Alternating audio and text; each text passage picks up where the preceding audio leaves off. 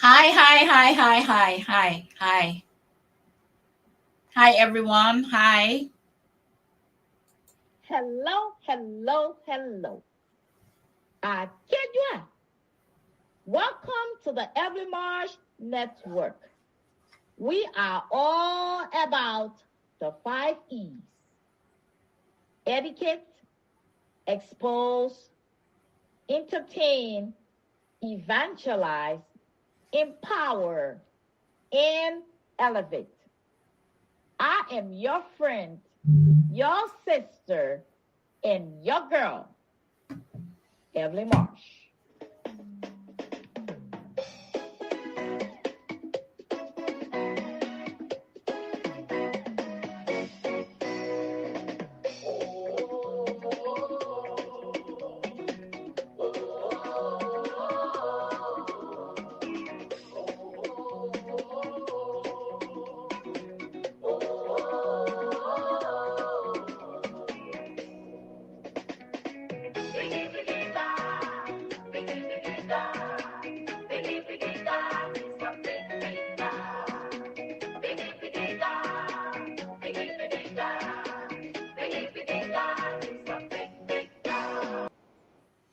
Hello, hello, hello, hello, hello.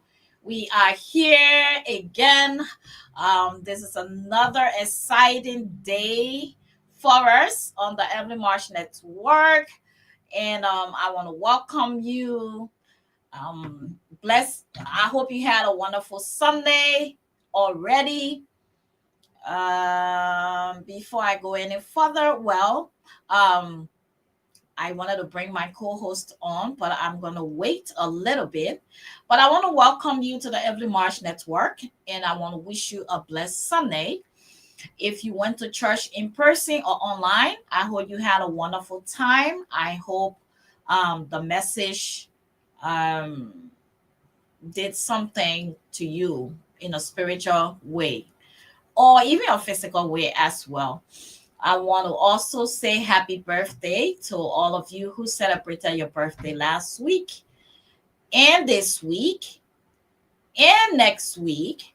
I want to say happy birthday. And those of you who are mourning the loss of your loved ones, I want to say on behalf of the Evelyn Marsh Network, we are sorry and have our deepest sympathy. Um, but I want to give a special shout out, um, birthday shout out to my brother, both of them, Bishop Joseph T. Marsh and Joel T. Marsh. I also want to give a birthday shout out to my sisters. In fact, one of them is going to be, or one of them is our guest for today. And I guess we'll sing a happy birthday to her. And we'll ask you to join us to just celebrate her. It's fortunate that her birthday was yesterday and then she's on here today. But to my sister, Sarah Dixon, Mistress Sarah Dixon, one of our constant listener, happy birthday. We love you.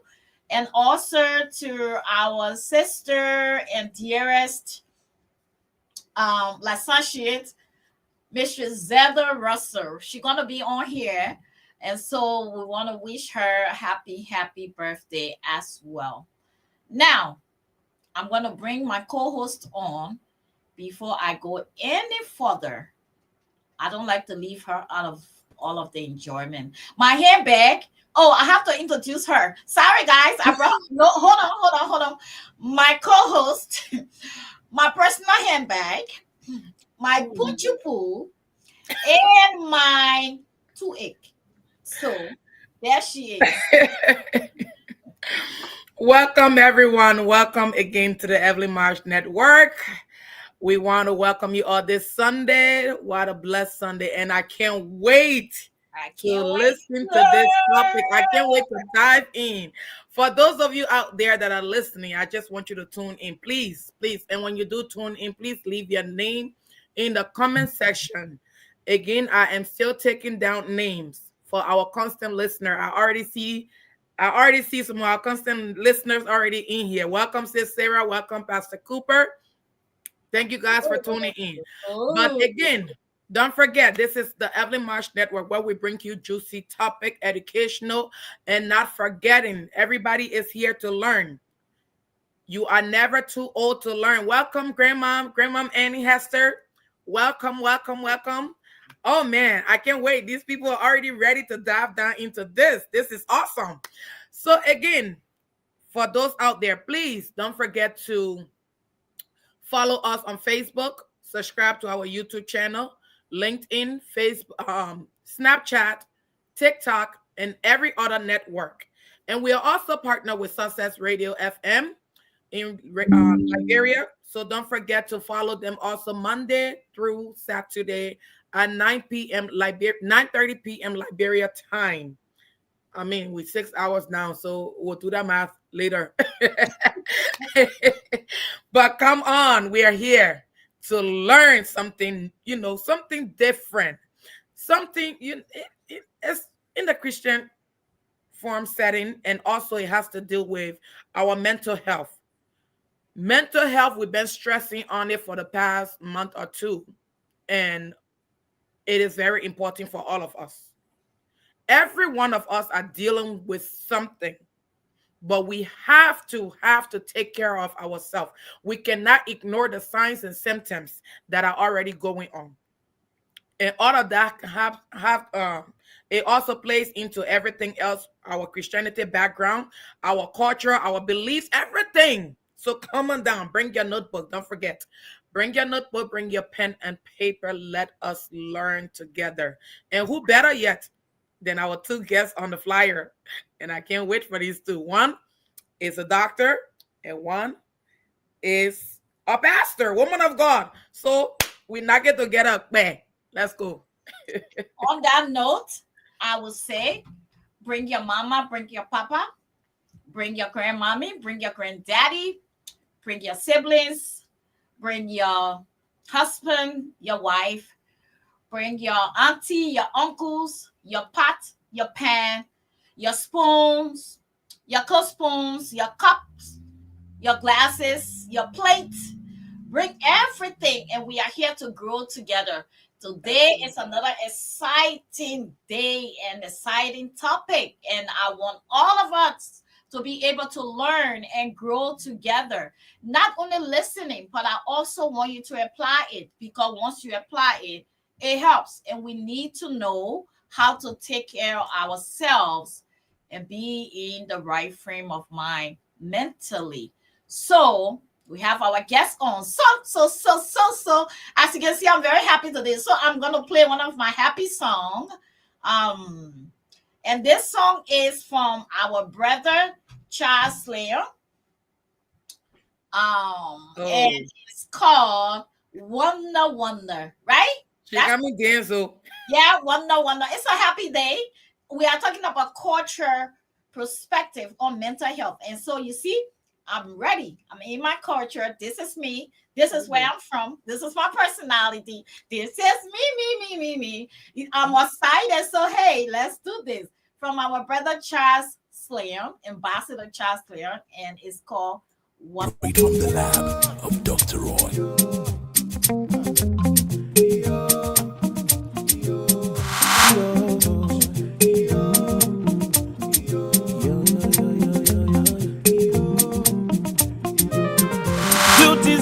My praise, you're the wonder working God. You deserve my praise. You're the wonder working God. You deserve my praise, you're the wonder working God. You deserve my praise. You're the wonder working God. January to December, Wonder. oh, I see. Wonder. Everywhere I go, Wonder. even in my life, Wonder. wonder they making me want, making me want. Father, your daddy me, I'd give you my humble praise. If it hadn't have been for you, Jehovah, talking to none. You cannot lie, you can't deny. That's why I run to you. Blessing me one, blessing me two. I cannot count it all. Follow me, every nation, the travel, let's I got. He's a biggie, the mighty, I'm calling him the most high. From the north to the south. Everywhere I go. I remember get the kingdom. This is my year to wonder. Things you do, making the people to wonder how I made it. Over and over, you keep on blessing me. Even though I don't deserve it, Lord, you keep on blessing me. Hey, you're making me dumble, dumble. You're making me brisket to rapato. You're making me speak at the tongue. You're making me give you what I don't. I will get the I really just in your name. We just in your working. Wonder they making me wild. Wonder they making me salty. Wonder they making me and they making me salty. Making me dance you, dance you, making me salty. Wonder they making me, wonder they making me zamba. Wonder they making me, wonder they making me salty. Wonder they making me.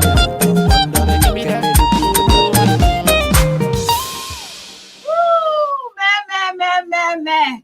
I knew it. The woman is dancing. You know. Anyways, say what you gotta say first because something happening in the comment section here. Go ahead. Something is happening in this comment section here. You know, yeah. I think we got some great audience here today. Let me be honest, because in the comment section, you know that the whole E-Life Church decided to come and tune in. Man, I'll clap for E-Life. No, I gotta give it up. Awesome. And the people they come to represent. They even their Nubia. Come. That's what we So want. we have here, before we bring on our guests, let me just introduce a few people here. We have Pastor Cooper from the E-Life Church, the man himself. The man is in the house. Welcome, Pastor Cooper. Welcome, sir. Sis Sarah Cooper from E-Life Church is Sarah in the Cooper? house.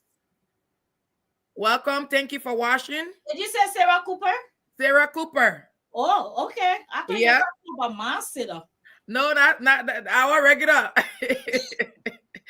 And then we have Grandma Annie Hester. Hi, daughter. Welcome, I am here mommy. with you. I love you, mommy. Then we have Pastor Jackie is also here. Ooh, Pastor that's Jackie, the welcome. newly- Thank you that's for the tuning newly in. ordained pastor in the Twin City. Oh, congratulations, woman of God. Emma Boyce, she is here. She said, Mommy looks great. Thank So you. what about me, sissy? That's my African queen. So we have this one from one of the platform there from Freeman. It's from Freeman. He said, hello, I really enjoy your content, so I gave you a follow. I'd love to be a friend and a fan to you if you don't mind. Add me. Thank you for tuning in, Freeman. Thank you. We appreciate you. Maron Cooper from the E-Life Church. Pastor Cooper, I play with everybody today. Welcome. Thank you for tuning in. Welcome, sis. We have our regular here, sis Kathleen, your big sissy. My BCC, my forever love. She said, good evening, my family, and happy Sunday. Happy Sunday, Mama. God bless you. And sis Nana Atu, welcome, Mama. Thank you for always tuning in. The E-Life Church is on the road here, so we appreciate you guys. Thank you again for tuning in. He said, Pastor Cooper said, thanks, it's an honor. Sis Jackie said, amen. Yes. Thank you, guys. Keep the live flowing. You can share the live with everyone. Tell them to come and join us as we have this discussion. We don't want to leave people out before questions come when they see it later and they have questions to ask. This is an interactive conversation. So bring everyone, No problem. Look down. That's her name I see. You have to call her name. We want no problem. Salute, Grace. Welcome, brother Mike. Brother Mike always been watching. I feel okay right now because this man will ask questions. He said, "Greetings, my people. It is good to be here." Thank you, brother Mike. It's always great to see you in that comment section. Where's And our King HC? Is he on yet? I haven't seen King Dissing. Grandma's on here again. She said, "Hi, my daughter. Hi, I my am here. My stuff keep dropping, but I'm here. We here too, mommy. We here. We here. Alrighty. Okay. So on that note, I want to add my voice and welcome all of you again.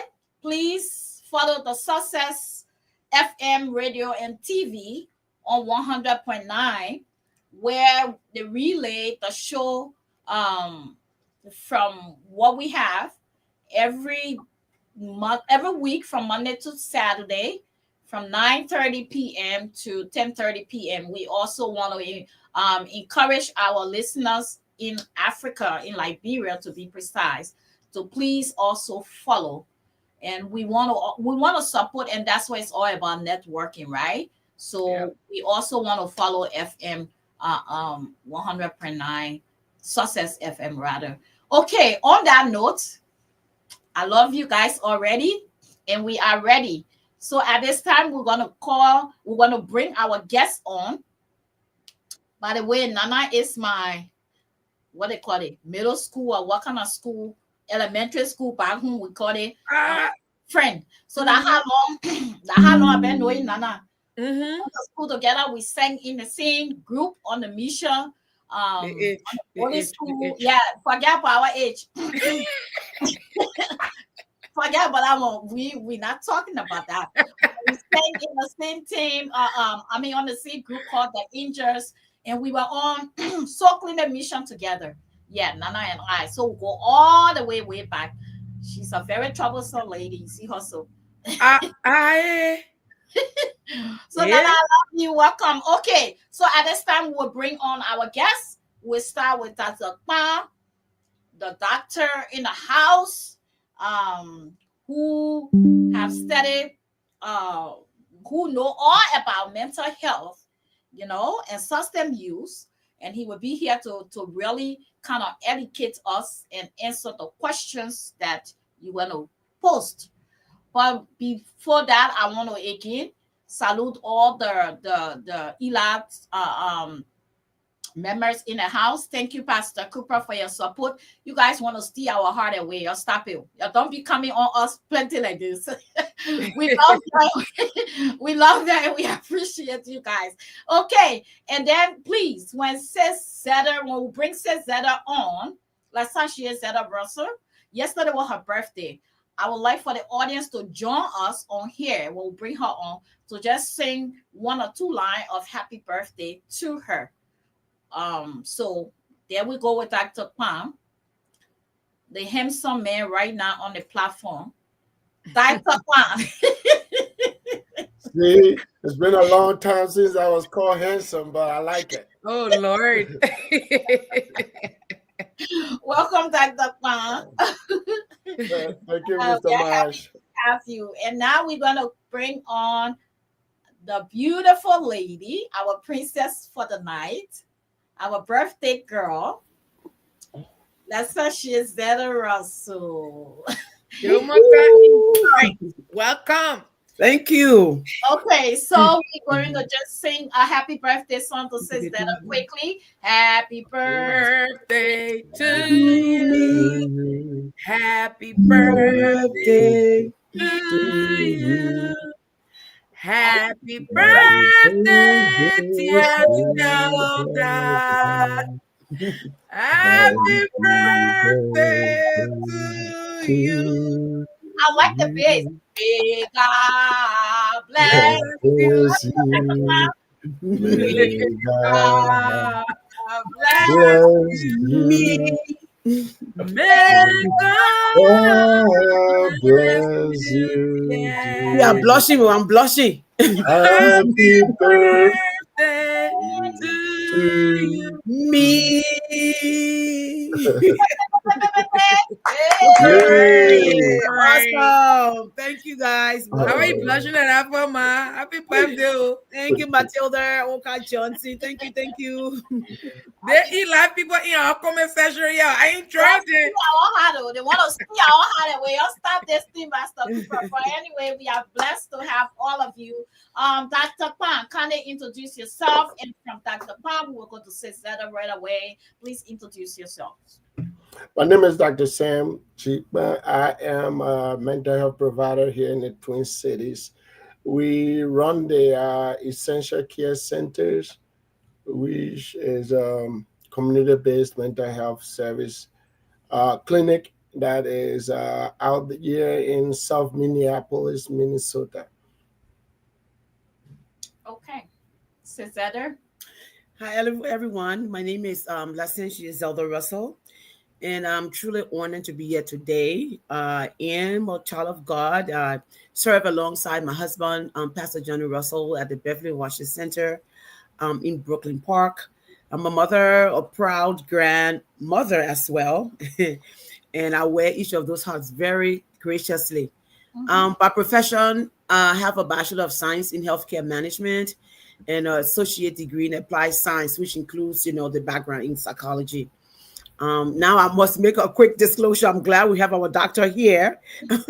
I am not a mental health or substance abuse expert, but I have been working, as an advocate for individuals who face those challenges, and I continue to provide advocacy work for them even now. So through these experiences, I've learned to recognize signs and symptoms of those struggling, in this area, and to offer faith-based counseling, and to guide them toward professional help when needed. It's a subject that's close to my heart, and family members that I have that are battling mental health issues and friends as well, and so it's very dear to my heart. And so I'm grateful for the opportunity to share and learn together today, and even learn from the doctor as well. Thank you so much. I'm glad to be here. Thank you. That's why we have the doctor on here. But Eli, Pastor Cooper, why you did this to us today? We love it though. We're talking about it, but we love it. Thank you. You still in our hearts, small. Let me toss small thing right here. Doctor beating, small thing. So you hit the go live button. The pastor call me. And I start. Right now. But it may surprise me. Everybody on here, I'm really I'm super excited on that. Pastor Cooper, thank you to your team. Thank you to the eLife Church for you guys, showing support to the Evelyn Marsh Network. We appreciate you guys so much. All right. To our doctor and licentiate. Mom, I'm call you licentiate or I want to call. Okay, which one? Anyone, great, Janetta. All right. What does cultural perspective on mental health and substance use mean? That's for me, right? All right, thank you. That is a great question. Well, when we talk about cultural perspective, we are talking about how people from different backgrounds view mental health and addiction.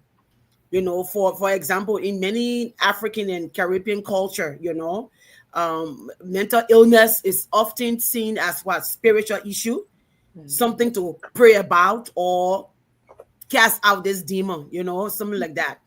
But in the Western culture, the Western view, they focus on what therapy and medication. However, both of these perspectives, they carry truth. There is a balance, to understanding the key. Like, for example, the Bible says in Proverbs chapter 7, say, in all you're getting, get understanding. And that's what we need to understand, before we judge. So cultural and competency means, having the awareness, knowledge, and sensitivity to understanding, respecting, and effectively interacting with people from diverse culture, their background. I cannot impose my belief, my culture, my background upon somebody who it's not of my ethnic, society. So it's the whole thing is of valuing the people where we're serving, adjusting our approach to care, counseling, and just honoring their belief, their language, their custom, and how they believe things, and working with them. Dr. Pan. Doctor, you want to weigh in? Well, she did a very good explanation. Yeah. What I can add to that is the way we perceive things, the way we interpret things we see, and the way we understand things is based on a frame that we have in our mind, right? And the biggest frame in our mind is culture based, right? So then, cultural competence is knowing that the person you are talking to has a frame or a perspective through which they see these things, right? So, in order for them to understand things the way you do, you have to first recognize that maybe the frame they are seeing things through is a little different than yours, right? And then trying to explain things in a way that they can still see what you see, looking through the frames that they have, right? There are times, so it's like she would say, is that Reverend Zelda? Reverend Russell was saying that, you know, how we see illnesses, right, is based on a belief system. And that belief system, the biggest impact of it is culture based, right? So if a person culture does not see this as a biological disease, you trying to say there's medication for it and all that one, Mm, they're not going to actually accept your explanation, right? So yes. sometimes we have to go back to the person's culture and how the culture interprets illness, right? Or mental illness. And then using that frame, try to explain to them why we think there's another way that this thing can be seen so that they will give us the opportunity to treat them. Mm, Mm. wonderful. Yes. And Thank you, Doc. I think and we talk about, well, let's go through before I come in. Let's go through. Kujibu, you can go ahead with the next question. Right now You, is you, you know me, now my answer can jump all over the four of your questions at one time, right?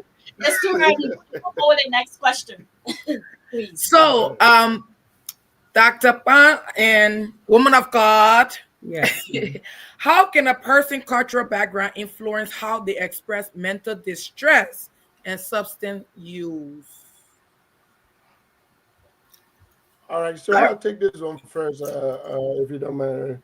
All right, how we communicate is basically culture based, right? If you come from a culture that say a woman can speak in public, right? Yeah. Of course, then you're gonna have a hard time speaking in public. If you come from a culture that say men can cry, I don't care how much pain you're going through, you're probably not gonna cry, right? So then, when it comes to mental illness, if you come from a culture that does not accept mental illness, then even if you yourself have some form of mental illness, of course, you're not going to accept it as well, right? So the value systems we have and the perception we have of both disease or treatment is based on culture, right? So that's why we need to be culturally competent. So that will give us the opportunity to see things the way the person sees it. And then sometimes we convince them either to change the way they see it, so or explain it to them based on their culture, while some of the cultural practices are no longer relevant in modern days, right? So it is very relevant for us to understand the person's culture and to communicate with them based on that culture so that we can gain both their understanding and their willingness to seek the kind of help that we have to provide for them.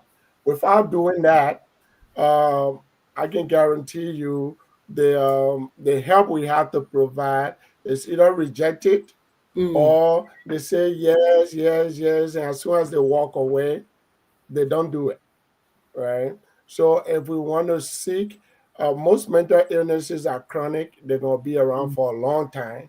So we want to convince that person first that they have a problem. The person has to agree that they have a problem so that we can work together to help them live their best lives. Mm. That's why it is important to know that, because in order for us to succeed in treatment, we need their commitment and their participation. That's true. Awesome. So before says that come in, so from listening to you, that means if you can acknowledge that you have a problem and you need help and ask for the help, they can be helped, even though you see that that person No, needed help. But if the person is in denial, that means what? They are left with their yeah. So if a person does not accept that they have a problem, right, then why would they collaborate with you, right? Mm. It's like if you got food, let's say I got food, and then I ask somebody, "Are you hungry?" and they say no, right? My food can help them. yeah. Mm. So in order for me to be able to help, the person first have to admit that yes, they have a problem, right? And then they also have to accept that we have a solution to that problem, right? Before they can commit to do whatever we have to offer. Mm. You have to accept that we have. I'm sorry. Okay, Cesar, you have something to add on to that? Oh yeah, yes. Thank you, doctor. That's very informative. I was just asking Pastor to bring me a pen and paper to write down while you're talking as well, Doctor. Glean from you. Yeah, this awesome. But yes, I would just like to add also that the culture, our cultural background, it shapes our expression, the way we say things. You know, for example, some people in some culture we say I'm depressed. Like the culture I'm from Liberia, and in my culture, we don't say I'm depressed, right? We say my spirit feels down, or I have a headache, or I'm feeling some way. We won't use those words, you know, because our culture does not allow us to use it, you know. So, for example, I once counseled a young woman, you know, from another African background, and she was deeply anxious, you know, anxious, anxiety, Mm. but because of her cultural view, Mhm. she couldn't express her emotion. They look at it as weakness, like what doctor just said. They look at Yeah. it as weakness. She couldn't express it. She was only described that I feel pain. I have my heart is pop, my heart is hurting, and stuff like that. So most of the time, we must look beyond their culture expression and read in between those little languages that they are saying, and to be able to deduce from that they are having some kind of mental breakdown. So our cultural background a lot of the time shapes the way how we talk about mental health within our community. Mm. Yes. You said, you have something to say? No, no, no. Go ahead. But she talk about our cultural background, Mm-hmm. our ship, right? Mm-hmm. And like Pastor, he gave a beautiful analysis. Like if you come to my house and I ask, "Are you hungry?" and you say, "No, I'm not hungry," knowing that, and we have this thing that it's a funny story that this guy went to visit his girlfriend, and he was hungry, very hungry, but the girl told him, "Come, let's eat," or "Come and eat," and he said, "No, honey, I'm not hungry." You sure? No, honey, I'm not hungry. He dying with And hunger. you know you're hungry. Ego say no, he's not hungry. He left the girl house after a while. On his way home, he went in the people cassava bush and decided to steal the cassava because he was hungry. And and they called him, and it was a shameful thing. And she was embarrassed. She said, "I asked you if you were hungry, and you said no. Now look where you are." So if you don't acknowledge, and that happened I can testify to that too, because I have a couple of friends, but mainly one, um, who, I mean, you can see this person is all of it. When you thinking left, this person going right, and you know something is not right. Hmm. But this person make you to feel that you the one that not normal, and then I have to check myself 50 times. I know I'm normal. Something is not right. But the person said no. In fact, at certain point they will acknowledge, yeah, and then at certain point they will be like, no, I don't need a help. You need a help. You go in Mm. this. Yes. Yes. So Yes. once you cannot acknowledge it, and look, especially from our culture, right? I'm from Liberia, West Africa. Lot of our mental issues, we put it on spiritual warfare. It's Hmm. all has to do because we act too spiritual back home, and we are not able to face the fact that no, earthly thing is earthly thing, and spiritual thing is spiritual thing. So at this point, we on earth, you got mental problem, and I don't even think we are even aware of this whole mental problem issues. Maybe now we are getting to understand it because it is open now, especially in Liberia. The drugs that we see most of the people doing, we see a lot of drugs going on. But before social media came about, we didn't know. And so most of the time, probably these people were doing these things in secret, and we look at it as spiritual problem. Or your mom want to kill you. I mean, want to, erase Mm-hmm. you from the earth, or your dad or your family have witchcraft activity, and that is the reason why you are going through all of these things, not knowing it has to do with the person mental state of being.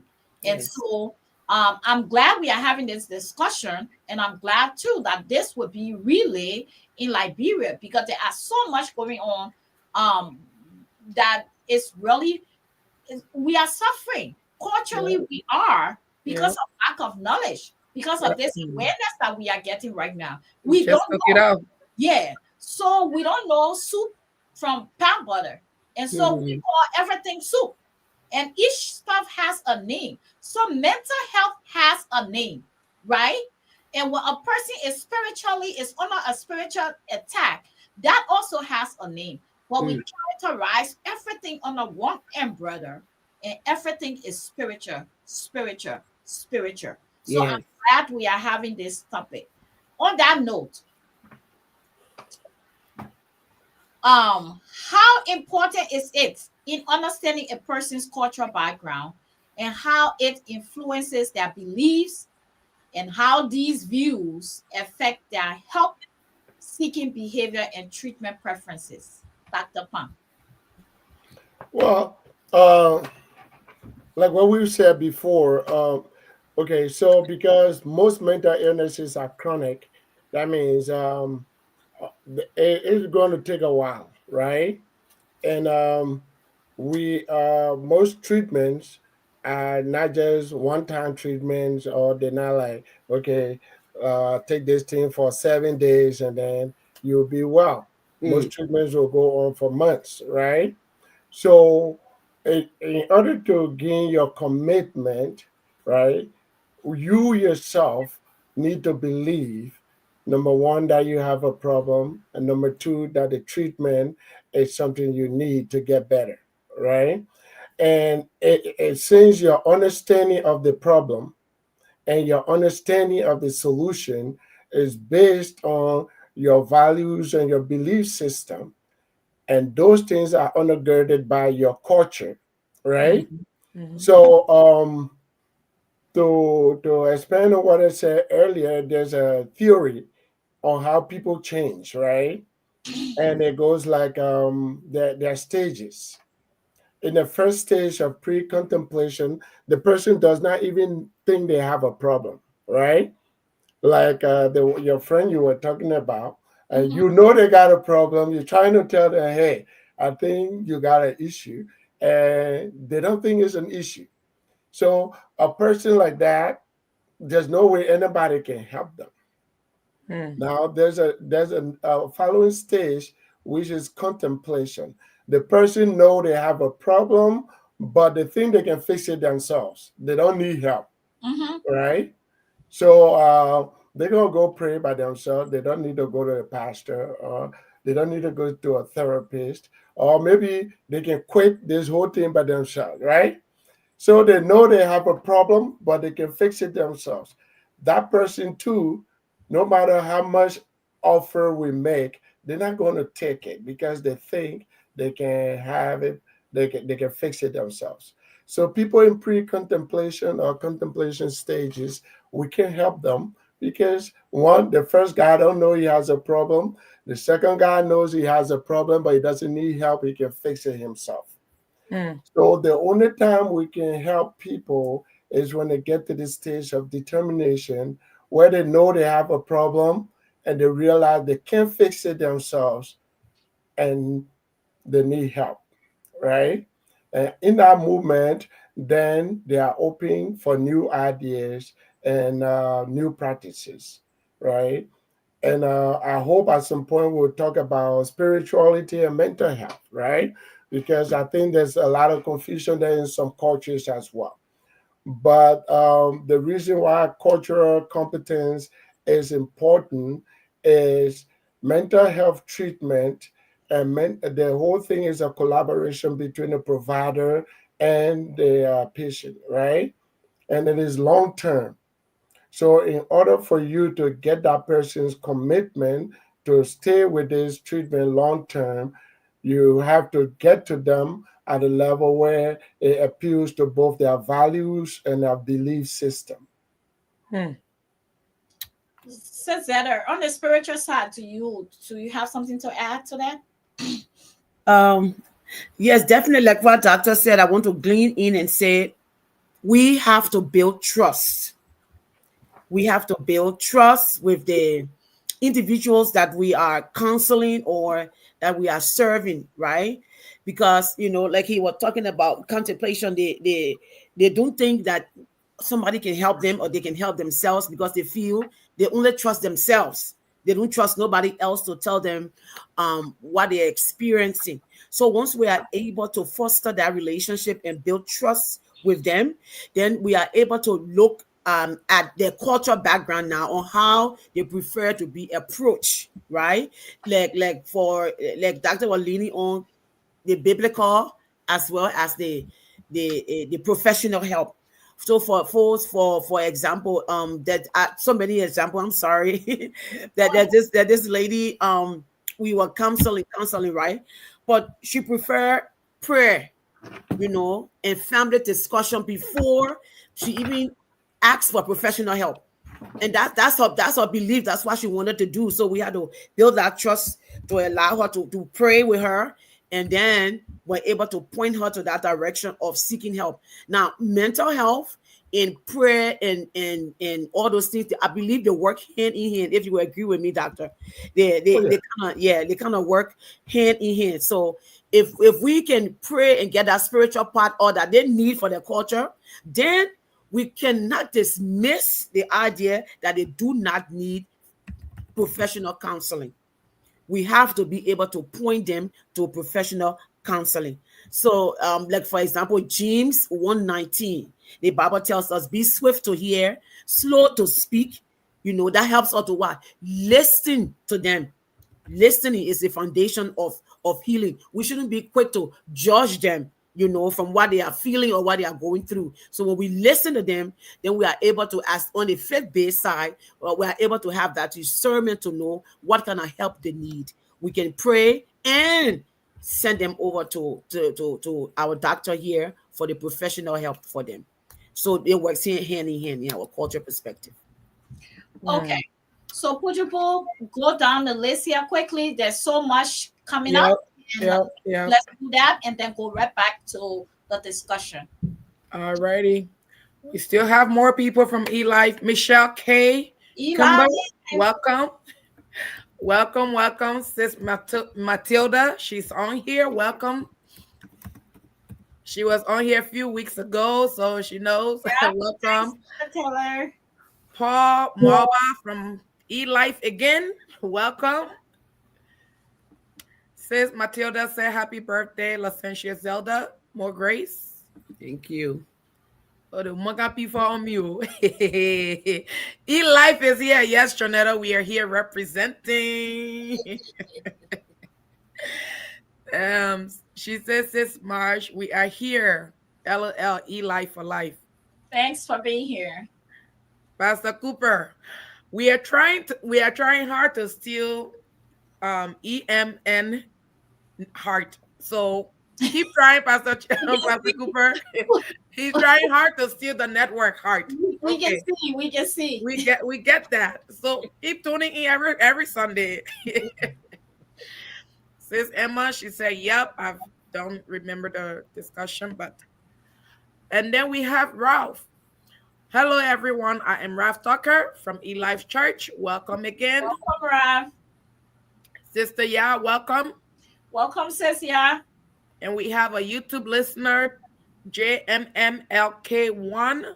Thanks for Thank watching. you for tuning in from YouTube. We also on live on Facebook too, but thank you for tuning in on YouTube. And Pastor I think, Cooper. Sister Netta, I think Brother Mark asked a question to Doc before we can Yes. move in our scene area. Yes, we're coming in there. Pastor Cooper, he said, lack of knowledge is killing us. We spend sleepless hours casting out demons where there isn't one. Thanks for such awareness. That's true. Zeta will talk about that. That casting out. Casting out demons. I think I'm interested in that. Oh my goodness. Brother Alvin, nice show. Thank you. And now we are before Brother I go Ivan, into Brother always. Mike, Thank you so much. we have Josiah Marsh all the way from India is watching. But the man saying in Brooklyn Center. No, this is my brother for the Oh, first that's the big one. Okay. that. But Jim, thanks so Roger, much. welcome. I appreciate you being here. And I knew Brother Mike would not disappoint tonight. So here we go. Brother Mike, he is asking a question to both. And Doctor, I think you're mentioned here. What are those things that can flag us as symptoms of mental health? Doctor, could you please help us? That is huge. All right. So let me give you a simple answer. Mental illness is any condition that impacts how a person think, how they feel, and how they behave. Right? Mhm. So I try responding to that thing, and the response was this long, and I just deleted it. There's not like a common. It's not a simple answer that I can just ring out, right? To say, okay, yeah, three things you should always look for. But anything that impacts the way a person think, a person feels, or a person behaves, is a sign that they need to talk to somebody else, right? Now, on a regular basis, if you came to my office and we were just thinking about feelings and not thoughts and behavior, and it's just feelings, I would say the most easy common symptoms people will see will be changes in your sleep. Either you're sleeping too much or you're not sleeping enough, right? Changes in your appetite. Either you're eating too much or you're not eating enough. Changes in your energy level. Either you got way too much energy or you don't have any or you don't have enough, right?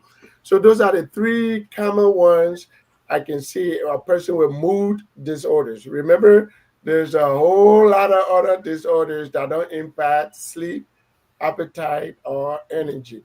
But if it's a mood related disorder, those are common things that people can notice first, right? Besides your mood being down, it will first impact your appetite, right? Some people when they're feeling bad, they eat a whole lot. They say they eat their sorrows, right? And some people have no appetite to eat at all. And your energy level, when you are in a good mood, you got good energy, you're doing things, and then when your mood is impacted, you see your energy just gets sucked away, right? So sleep, energy, and appetite are common things that we can notice when there's significant changes in those three things. Then there's something going on with your mood. That way, anxiety, the common man's definition of anxiety is worrying too much about things you do not control. Mm. So when you find yourself worrying too much about things that you can't fix or you can't control, then that's a sign that you need to talk to somebody. One of the things we can control is other human beings, right? So even if you are worrying too much about your spouse, your children, if it's too much, right? And you can control other people, then you need to talk to somebody else to figure out how you can moderate that, because too much of anything is not good, right? The screen. So, Mike, we should probably have another show about signs and symptoms to look out for, because I could go on and on. But anxiety and depression are the two most common mental health conditions we see in this country. And if you watch out for those simple things, like worrying too much about anything at all, if it's too much, and if it's about something you don't control, or if there's a significant change in your eating habits, your sleeping habits, or your energy level, then you might need to talk to somebody else. Alrighty. Yeah. Not your best friend, but when I say somebody else, I mean a professional. Professional. Okay. Okay. We also have Obeapolar. Please forgive me if I'm pronouncing your name wrong. Said this is informative. And I see your new person on here. Um, this is your first time. That's the Yes. so Welcome, Brother Nathan. Pastor Nader, this is, I guess, your first time being on live with us. We are so grateful to have you. Thanks for being here as well. He said this is interesting and powerful. Indeed. And Brother Mike is here. Doctor, you are in a hot seat right now. Now the my seat is pretty cool right now. I like this question. He said, restlessness increases the heartbeat, sweating, trembling, and feeling weak or tired, and more. Do these things ring a bell? Oh, they do, definitely. And if you root out any medical conditions, right?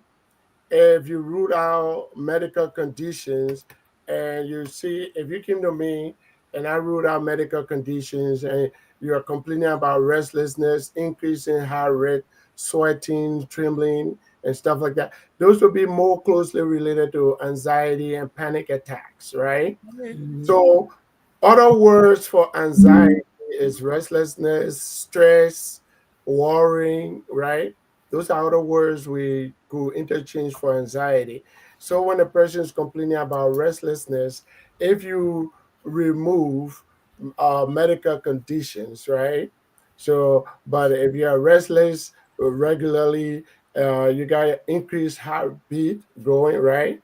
That means there's a stressor, right? If you start to tremble and stuff like that, you are getting closer to panicking, right? Now, feeling weak or tired is fatigue. It will be the opposite of anxiety or after a panic attack, because your body expends so much energy when you panic. At the end of the panic attack, you feel exhausted, right? You feel weak and tired. But if you are feeling weak and tired away from the restlessness, that will be more concerning about your mood, right? So yes, these ring a bell, Mike. And if you were looking for a specific diagnosis, I would need a little bit more information. But yes, restlessness is the same as anxiety. And when it gets to the place where your heart rate is increased and stuff, you are getting to where a person is about to panic or it is panicking, because the stress is about to overwhelm them. And if I must add to that too as well, Doc and Mark, even profusely crying. Somebody just crying for no, reason. You wonder why. And they themselves, they cannot explain why they are crying. I just feel like crying.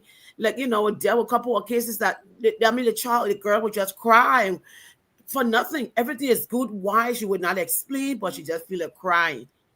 Crying, like real toddler crying. Wow. And then then she gets tremor and start getting panic attack, like what Doc was talking about. So all of those things too, and anything that's so extreme, I would say, for example, back home in my country, Liberia, I had a friend, and whenever this girl comes around, she was always wiping things, wiping, cleaning, wiping all over. We're like, what, Mrs. Clean is coming? Was wiping things down. You know what? As soon as she gets us somewhere, she wipes, and we didn't understand that at that time. We just thought it was just normal of her. But now, coming to this country and having some knowledge about those things, I know now she had that OCD behavior. She could be, if they diagnose her, they would give her something, to attach, to her, that she was dealing with some kind of mental disorder. So all of those things.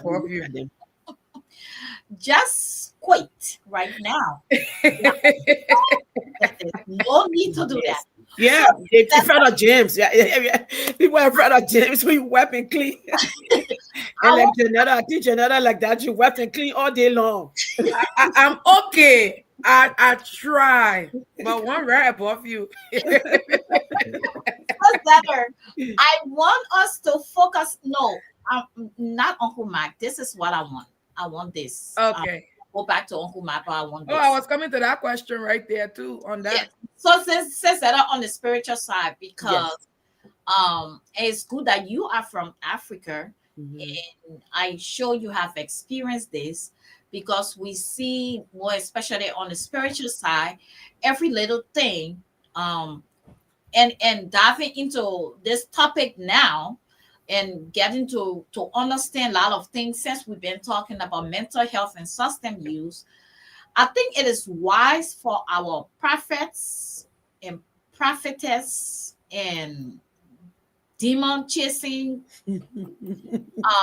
pastors or whoever they are to investigate. I think when someone comes to you, I think you should really try to know a little bit more about that person's background before you start casting out demons. Because like Pastor Cooper said, you spend countless hours, right?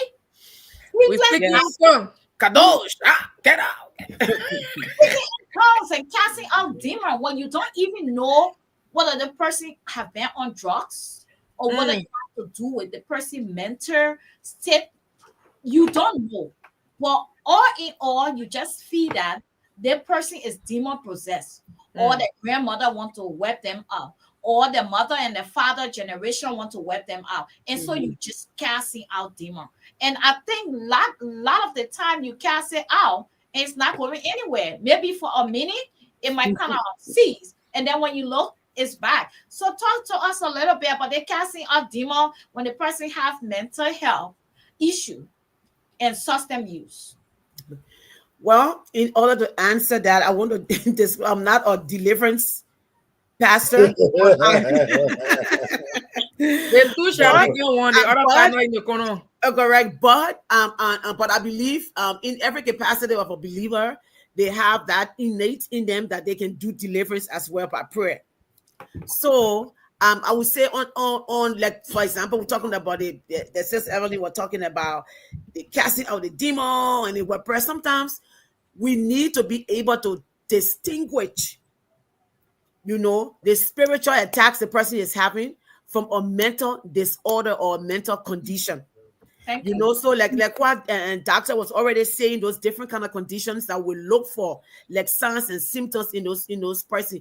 First of all, I would say that when you're looking at the medical condition of the individual and how they are behaving, you ask, like what you are saying, what is their biological background? Their genetics. Did they have trauma? That's the psychological. you know, or what they are they experiencing environmental factors? That's the stress, right? You know, did they have abuse? Were they abused by a family member? Were they sexually molested by a family member or by a peer or someone? And that's why having them to have all those things are going on in their minds that they cannot control. So, for example, it includes they had depression that we talked about earlier, the anxiety. And then when they diagnosing you now, they gave you that schizophrenia or that bipolar disorder when the professionals would diagnose you. But those are how you are able, after the prayer, to allow them to seek professional help. Now, on the other hand, when it comes to the spirituality attack, we can see that demons are real. Mm-hmm. Demons exist. They are real. They are fallen beings that exist in the world and that impact a believer's life or an unbeliever life. So, for example, the spiritual attack, it attacks a person's spirit, their inner peace, you know, which will often cause that person to have confusion, fear. You know, they will feel that kind of oppression. You know, they will have that emotional behavior within those individuals. And they start doing things that you know before that person was not normally doing before. You know, for example, I had in my home a lady. She's a pastor. She loves the Lord a whole lot, and she was experiencing some kind of breakdown outside. So I brought her in the home, you know, in my house. So stay with me for a little bit, me and pastor, so I could counsel and you know, pray with her and just see where she was from, and then begin to understand her cultural background. But she was beyond my kind of counseling. I needed to help her to go to physical professional help, because she would see like the television is on and the light on the television, and she would say, "Oh, the United States government is watching me." The deliverance were not working. It was not working. yeah, correct. Even within the car, she would turn all the lights off in the car, the dashboard. She said they have satellite, they are watching her, and she claimed that she's pregnant for Michael Jackson and Anderson Cooper and Oprah Winfrey when they take her children away and all kinds of things. She was not. So, and she loves the Lord. She would pray and she would do all those things like that. So you see, well, here. So I knew that there was some deliverance had to be there. So I had to go back to her background. And then we started praying for the Lord to show me what kind of demon or what kind of behavior we're dealing with. And also with that too, we had to point her to help. To professional help, you know. So casting out demon, Jesus cast out demon all the time. He cast out demon all the time of those who were oppressed by the devil. And when the enemy comes to oppress you, it works hand in hand with how we see a mental person will behave. I believe it works hand in hand. When someone is attacked and oppressed by the enemy, by the demon, they begin to exhibit some of those things like the anxiety. They begin to have they depressed, they have trauma, and all those things that work hand in hand. But whilst we are providing the faith base and praying for them, to pray for deliverance for them, we must also, you know, have them seek professional help. In medication and therapy can also help them to have a stable sense of mind. So they walk hand in hand. Deliverance and medication, prayer works hand in hand. They are not divorced. They are together. Okay, so I got something to say about that okay. spirituality, Minister Match. Okay. Yeah, you know, this spirituality is one of the biggest obstacles we have to treatment, right? Mm-hmm. I think it's also based on misperception.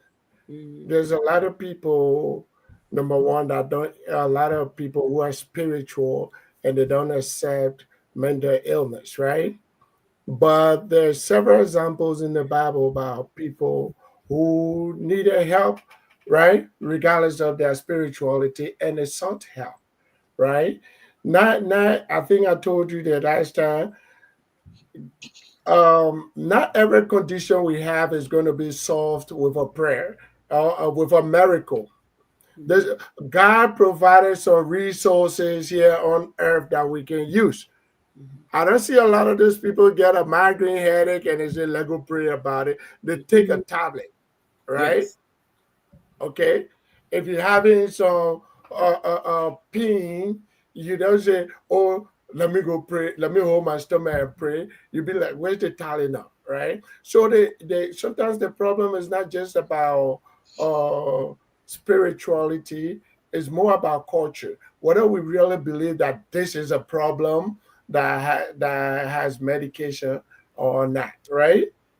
Because there are other places that we have actual problem when they tell somebody you got diabetes, they don't say, well, let's have a 3-day fast, right? It's like they look for diabetes medicine. You got high blood pressure, you don't go hold your muscle and pray over your muscle and then the high blood pressure go away. You seek help. What we need is to let our people know that whatever these conditions are, some of them, most of them are scientific and biological, and God has provided answers right here on earth that you can use, and it is okay, right? All right. I could go on like a lot of people, like King Saul. There's references that he could get like what they say a tormented, troubling spirit, right? Oh, you mean to tell me And that then guy guess solved what? some problem? Huh? Coming to King those Saul, okay, the so name from the Bible. King Saul had a tormenting spirit that Correct. That's torment. like a nervous breakdown kind of stuff. But when David played the music, it calmed him down, right? So every time he started having no tormenting spirits and that kind of problem, he sent for David. David was like his therapist. The therapy. There That's are right. certain therapists here they call musical therapists, right? Mm-hmm. There are certain people that it takes music or a certain type of music that calm them down. Saul knew that the music David played calmed him down. So whenever his spirits were tormented, he sent for David, right? He didn't send for Samuel. Samuel was the prophet and he was right around there. Yeah. But he knew if God gave David the talent, that when David played the music, it will calm him down. He sent for David, right? There are a lot of places out there that when people even pray to God for an answer, the guy with the leopard, when he prayed to God for an answer, God who had just spoken a word to heal the leopard, he said, no, go to Elijah, right? And there are some people that don't believe that even mental health is real. But you will know if you was it Elijah or Elisha, one of them, the one that Mhm. was with Jezebel, right? After he made fire come down and they chased him out, he got depressed. The Bible even said it that he was depressed and he considered, I don't even want to be around here no more, right? Jonah had depression and he became suicidal. He wanted to die. All those things are in the Bible, right? Mm-hmm. And God provided solutions. Either, there are times when people, you'll tell them, say, go see this other person, and they will encourage you, right? So that's like go see a therapist and they will encourage you, right? Go see a pastor and they will encourage you if the pastor is trained that way. But we first need to get to the place where we realize that some of the problems we have, God has already provided a solution here on earth. Mm. So you can go and pray all you want. We tell folks after you pray for 3 days, if you still got a problem, maybe ask somebody else. God has the problem, right? The solution right here. He's not going to answer. God didn't give the idea to scientists to create these things to help you. If he can just, if everybody can pray and get the answer all the time, then what would be the need? Why do we need medication? So for that reason, God gave certain people the intellect and the capability to create some solutions that we can use right here. So what we need is to convince our people. that some of the problems that they are going through, the solution is already here. They just need to use it. It says Jesus came to give you an abundant life. So if the life you're living right now does not seem abundant, there might be some barriers in your way. And that barriers might just be the way you think, right? Because it also said in Proverb, as a man think, so is he. So if you're always there, you're not thinking that God has provided the solution, you can't use it because it's not in your mind, right? So people need to start to open up their minds a little bit more to say, yes, this problem that you have, there's a solution here. So some people like to pray and pray. It's okay, go pray 3 days. And 3 days later, you're not healed. See a doctor, right? Because God has provided the answer here on earth. Go see a doctor. We are resources that God provided for you. If you don't see us, it's on you, right? Mhm. Sorry, I went too long, but That was great, That's Doctor. just good. asking. I glean from you too. Mm. I like that. I like that a lot. And to add that too, exactly like you said it in your talk, that we definitely we are spiritual and physical and psychological beings. So when we have those different issues, we seek those different people to help us, with that what we're seeking for. Um, like on the spiritual side, and we use wisdom and discernment. Like for example, if someone have a dream, like I know a lady had a dream that she ate a food, and she was normal before she went to sleep, but she had a dream and she ate meat, and she ate this meat. When she woke up, she started to vomit. She started to bring out, she had to do all of that, all of those things. Immediately she started shaking, and after a couple of days, you could see her going downhill. And now, because for the spiritual side, we would say as pastors that she had or what? An attack, a spiritual attack in her dream. And so because of that, our first approach to that would be prayer, deliverance, and fasting to that. Because she explained what happened to her, a demonic attack. So we go into that time of deliverance, for that individual. And by the grace of God, most of the time like that, we see deliverance will take place. That entity or that thing that she experienced in her dream will come out, and that person will be set free. But again, like her doctor said, if you do all of those things and it does not work, then you have to see a professional person. And I believe also too, we from Africa, we know of witchcraft. We know that people can do voodoo on people. So sometimes when they come and they go to the doctor to be diagnosed, most of the time the doctor will say, we don't see anything wrong with you. We don't even see that you have a mental health. We don't even see that you have this illness. We don't know what is happening to you. And based on our cultural background, we know definitely that we have, or that person is attacked by an entity. And that's when we, the pastors now, our side of work, we go into that side and begin to pray and then do deliverance and casting out those kind of entity from that person. So I do believe that, all of the different professional group, when you seek those help, you are able to get help from one of those professional groups. Like doctor said, medication will definitely help you if you are really having those disorder. So we just need to be educated and educate our loved one, our friends, our relatives, our family members on whatsoever things that they're experiencing that they cannot understand, to seek help for that. Thank you.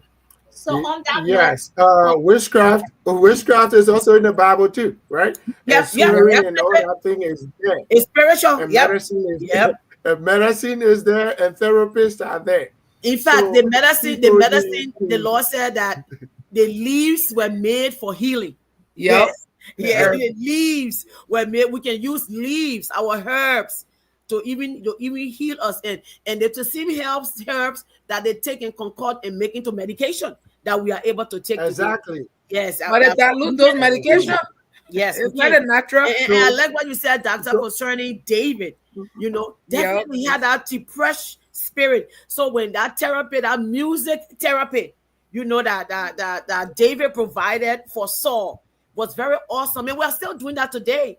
In certain facility that work, we have music instructors that will come from outside and just play the harp or just play guitar, for our individuals, and they feel so calm and relaxed.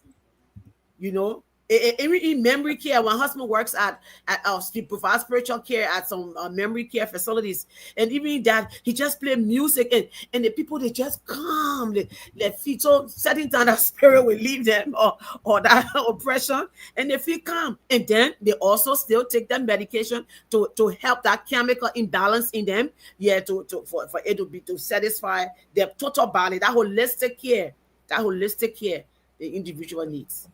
So when, in conclusion, Minister Mash, Oh, I go want ahead. to erase the idea. I want to erase the idea that coming to see a doctor is against spirituality, right? It's like coming to see a doctor is just as spiritual as taking a Tylenol. If you have a headache and you take a Tylenol, it does not mean you don't have faith, or you can test your own hair and lay your hands on your own head. The Tylenol is available. God made that resource available for you. So coming to see a therapist, coming to see a mental health provider is not against Christian faith. I'm a Christian. Yep. I believe my mission here, I'm a Christian, I'm not pastor, but You're I think my evangelist. mission, I think my mission here is also to be a resource to the community, right? So then, if I have other Christians, I believe God put me here for that reason, and I have other reason. I have other Christian thinking. Oh, I can't go see that guy because I don't think it's spiritual. Is a dude, check it out. I'm a resource that He put here for you. Yes. So you thinking coming to me is against your spirituality or something, it kind of countermines the faith that God sent me here, right? Because if He sent me here and then you got a problem that I can help with and you don't come to me, it's on you. You can Yes. pray, okay? So let's say coming to me does not mean you're not going to pray no more. No, you can come to me. You can still pray over your tablet before you take it, right? But you need to do something, right? And to say Zelda thing, when we diagnose a person, our information is based on what you tell us. Mm-hmm. So sometimes if you come to see me for your first time, you don't know me from anywhere, and I have 1,000 questions just to get to know you. We got only 1 hour to talk. Mm-hmm. Sometimes by the time the person is done, because they don't know you, they don't open up. If a person came to me and then at the end I say I don't find any information to diagnose you, that does not mean you don't have a problem or that the problem is some kind of spiritual thing. It probably means you did not tell me enough to diagnose you. And it is a simple thing because the kind of questions we ask people when they come to us, we don't have the machines that we can plug on you to give the diagnosis. We ask questions, and the information you give us is what we put around and give you a diagnosis. Most people don't tell us everything on our first day, right? Sometimes we have to see a person multiple times before they even feel comfortable enough to tell us what really is going on. And then we come out with a diagnosis. I tell people don't rule it out until you've seen the provider at least 3 times. So you got people that are suffering from some symptoms and they went to the doctor and the doctor didn't find anything. Let them go back or let them go to a different one and hear what they'll tell to the other one. One of the reasons we opened our own clinic was so that it will be run by African people, so that other African people, when they go, they'll be comfortable to speak their Liberian English and the doctor will understand it and then do the stuff. We are trying to erase the barriers from there. But still, I'm not denying spiritual stuff. I know what they are. I faced them myself, but I still say, if God brought you to this country and we have all these resources here, you can still go to church, you can pray, you can fast, you can do all that, but go see a professional and get yourself checked out. Don't just go one time, go as much as you can. You're insured. If you got a job, they're already taking out of your pay every 2 weeks, whether you come see us or not. So just come see us, even once every 6 months, once a year. Do your mental health physical. Let's know you as you are, so that the day something happens, everybody thinks nothing will happen to them. But I tell folks, TBI can happen to anybody. You can be the best driver in the world, and somebody else can hit you, Mhm. and now you got traumatic brain injury, right? If you go to a professional that knew you when you were your normal self, trying to bring you back, it's easy. If you wait until they can't knock you here before you come, right? And then we don't know what your normal self used to look like, you know. Even if you were like I got 5 and I brought you up to a 7, I'm good, because I don't know what you look like when you were at 10, right? So I know when you came to me, you were at a 5. I brought you to a 7. I think I'm doing great. But if you came to me when you think you're at a 10 and something happened, and then when you came to me when you're sick after the thing happened, you're 5. I know how you used to be like when you were 10. You and I are going to work that thing out to get you back to 10 or as close to 10 as we can, because myself, I know what you used to look like. I say everybody that can hear this message, even if you think you're normal, go see a mental health professional, just the same way you do your physical health, you do your physical health physical every year. Go do one for your mind every year. Once a year, you just go, oh, I just came to check myself. It will be less than 30 minutes. There's nothing wrong with you. And you just go your own way. That will be my message for you guys. Thank you. Okay, Awesome. so we have a lot of questions coming in.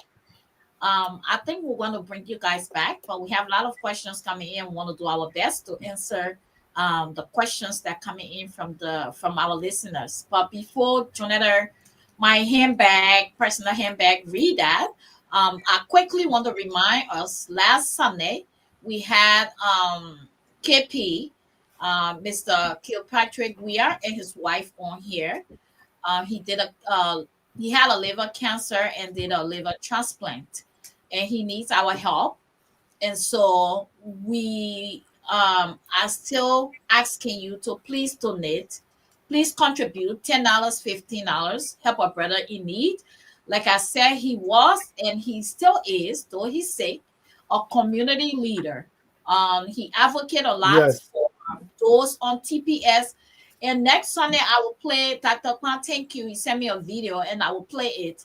But this topic is so important, and I know we had a lot of we're going to have a lot of questions and discussion. So I didn't want to interrupt to take away the time. But next week we'll play his video. He has been a strong advocate, especially for African immigrants here. That was on TPS and DED. So I'm kind of asking each of you, even if it's $5, can you put it on there? The dollar sign Evelyn Marsh Network. Make your donation. We want to keep track, and that's the reason why you are making this payment. So the Cash App again is the dollar sign, and it's Evelyn Marsh Network, and the Zelle is 612-426-1353. Again, the Zelle is 612, the number on the screen, 426-1353. And the Cash App is the dollar sign is Evelyn Marsh Network. We want to keep track of the funds that is coming in or the donation that's coming in for this family. Every week, it is needed to help him So kindly, we are asking you to help a brother in need. $5, $10, $50, whatever you can contribute, we will highly appreciate it. Jonetta, please go ahead. We have and also take Pastor Pan information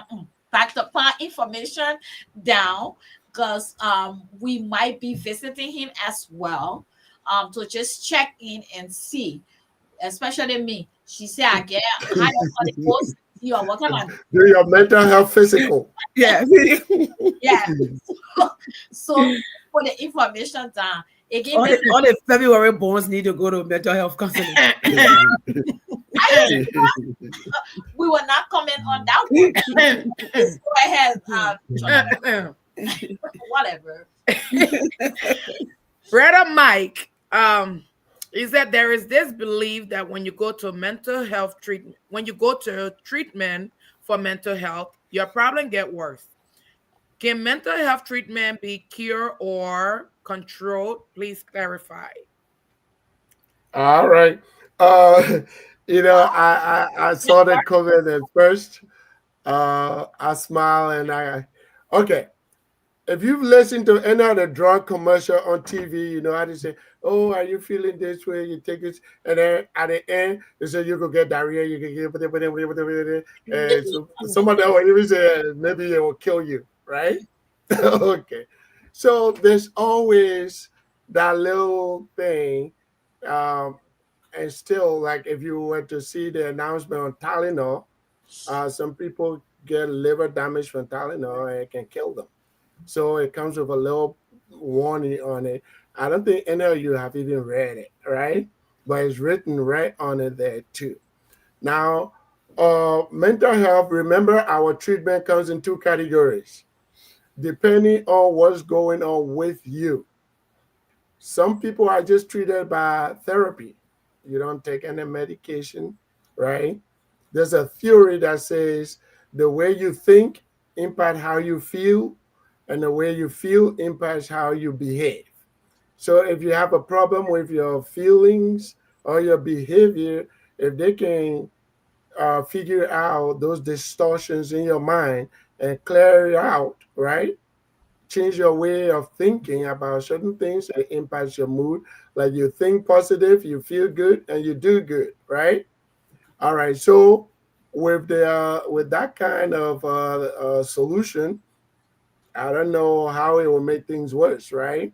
Now with medication, medications are chemical substances you take. Every medication comes with a warning. They're not just the mental health ones. The one you take for headaches, the one you take for running stomach, the one you take for infection, they all come with a warning that say, hey, there's a possibility it might make things worse. It's not specifically indicated just for mental health or let's say mental illnesses. But when we get the medications we give is not like it is not a tic-tac-toe thing. It's based on diagnosis, it's based on scientific theories, so that we do not give people the medication that will cause them harm.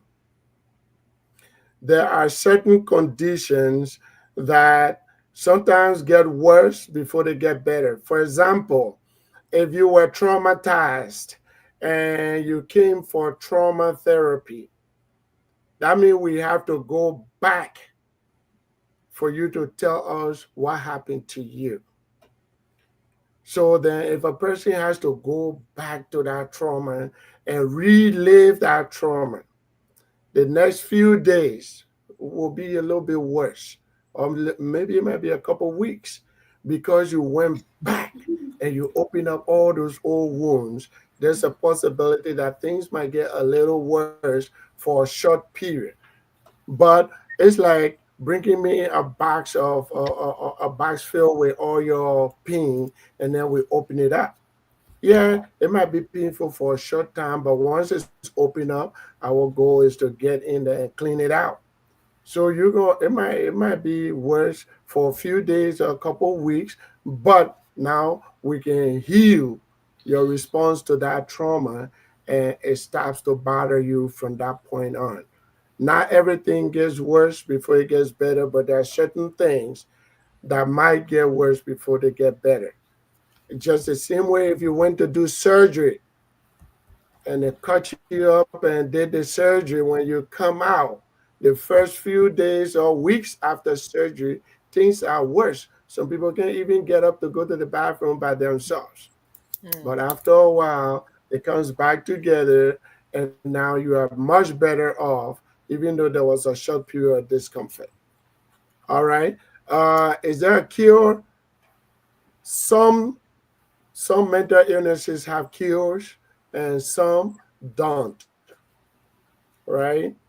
So it's like even on the physical health side, like say tattoo diabetes, possibility of a cure. Type 1 diabetes, no cure. All right. So there are things on just like your physical health, there are conditions in mental health that have a cure, and there are other conditions that don't have a cure, but we've managed them. That would be the short answer for that question. Alrighty, thank you. Sis Frances, welcome. She said greetings to Hi, all. Princess. Education is the new currency. Those who are without this currency are left behind. Thanks to the host and our guests for the information we are receiving. Yeah. We know our brother will not stay out of Hey, here. King Dixon is welcome, here. King. And now he has a question. He said, how do spiritual practices and mental well being intersect and harmonize in one's life? And what constitute a nourishing equilibrium? Excuse me, there. Equilibrium. Equilibrium. There you go. Between those two essential aspects of human experience. All right. So, Zeta, you can chip in anytime you want, but Okay, I'll yeah, just go jump ahead, on it. Doc. All I'm right. ready Hey, with you. y'all So buzzing this it this off? is one of the places I where Yes, culture, will yeah, I mean, this is one of the places where culture becomes important, Dixon. Um, the equilibrium and the harmony you're talking about is defined by culture, right? So what might look like harmonious in Liberia might be totally different than what's harmonious in America, right? A simple example would be like you see a 35-year-old man while living to their parents' house in Liberia and normal. You come to Brooklyn Park, it's not normal, right? Yeah. So that equilibrium and harmony we're talking about is defined by culture. Remember the definition of mental health is having that optimal way of thinking, right? Feeling and behaving. But even the optimal way of thinking, feeling, and behaving is also defined by the culture you live in, right? So, how do you judge it? You judge it by your community, the community you live in. What do they think about you? Do they see you as a resource in the community? Do they see you as the person that somebody can come to if they need help, or they got a question that needs an answer? Or if your community or your culture sees you as that epitome of what they hope their sons or their daughters will be in the future, yes, then you've got it, but it's different in every culture and every community. And even you in the morning, if you live life the way you want, will people in your community be okay with it? Right? If the way you think, the way you behave, if your community is okay with it and they even consider it as something that they can look up to, then you have reached that level. So there is not a war between spirituality and mental health. In fact, a mentally healthy person is also a spiritual person, right? Because for us to be considered mentally healthy, we also know and accept that there is a higher power, and we also know and accept that there must be a purpose for life. And once you start to think about why am I here, right? You start to get into the spiritual area. So if you were to look at the hierarchy of needs, that last pinnacle over there is called self-actualization. That is where you say, I know why I'm here, and I think I've accomplished what I'm here. I think there's a Bible verse for that that says, I fought a good fight, I've kept the faith, right? And I know there's Yes, something better waiting for me, I run the right? race. So that's how Awesome. you know. So that there is no war going on between spirituality and your mental health. A mentally healthy person is also spiritual. They may not be a fanatic, but they are spiritual. You got to quick. You want to say? Mm, Okay. okay. Brother Mike, he said, let's understand that the health ministry in Liberia is not educating the nation about mental health. So people do not have much option but run to the church, which is dangerous. That is true, Brother Mike. Well, what forbids the church from teaching the people? Why does it have to be the ministry of health, right? I mean, one of the commands in the Bible that Jesus himself gave the disciple was go to the people and preach, right? And but he also said teach them. So if we have a ministry of health that is inept and is not teaching the people, churches can teach the people. Most of the big churches in this country, their pastors, those pastors that go to Bible school, therapy is part of their training, right? So that besides the Bible, they also teach them how to do therapy, right? So that they are also exposed to the two things, right? That but churches can also preach, and churches can teach mental illness. We all know that there's not a lot of things we can depend on the government to do. That's why when you go to Liberia, you see all these small schools all over because the government can run the public schools good enough, right? So we all need to get involved, even with the Evelyn Miles Ministry.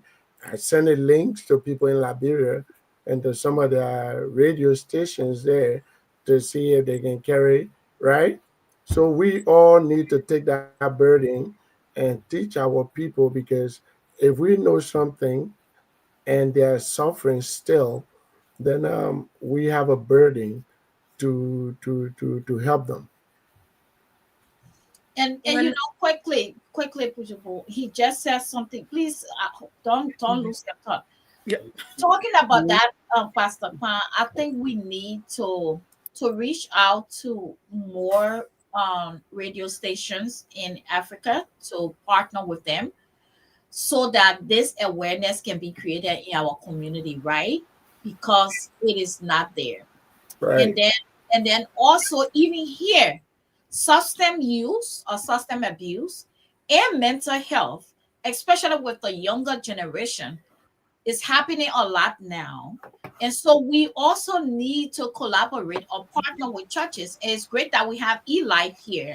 eLife could be one of our partners that we can get Yeah. Sister Dr.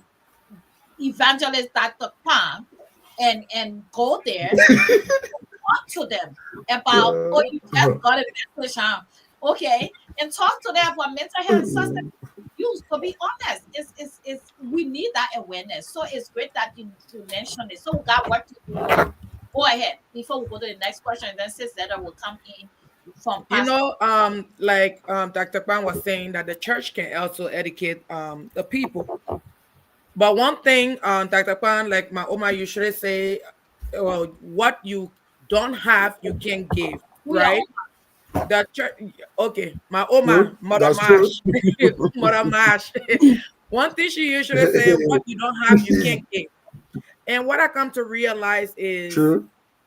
when we as the body is lacking, the church is also lacking recognizing that Awareness, somebody yeah. is dealing with mental health. How can you help a person that's going through something when you yourself, you don't even know what mental health is?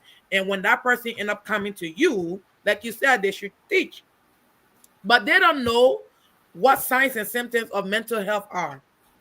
They don't know that this person is going through mental health.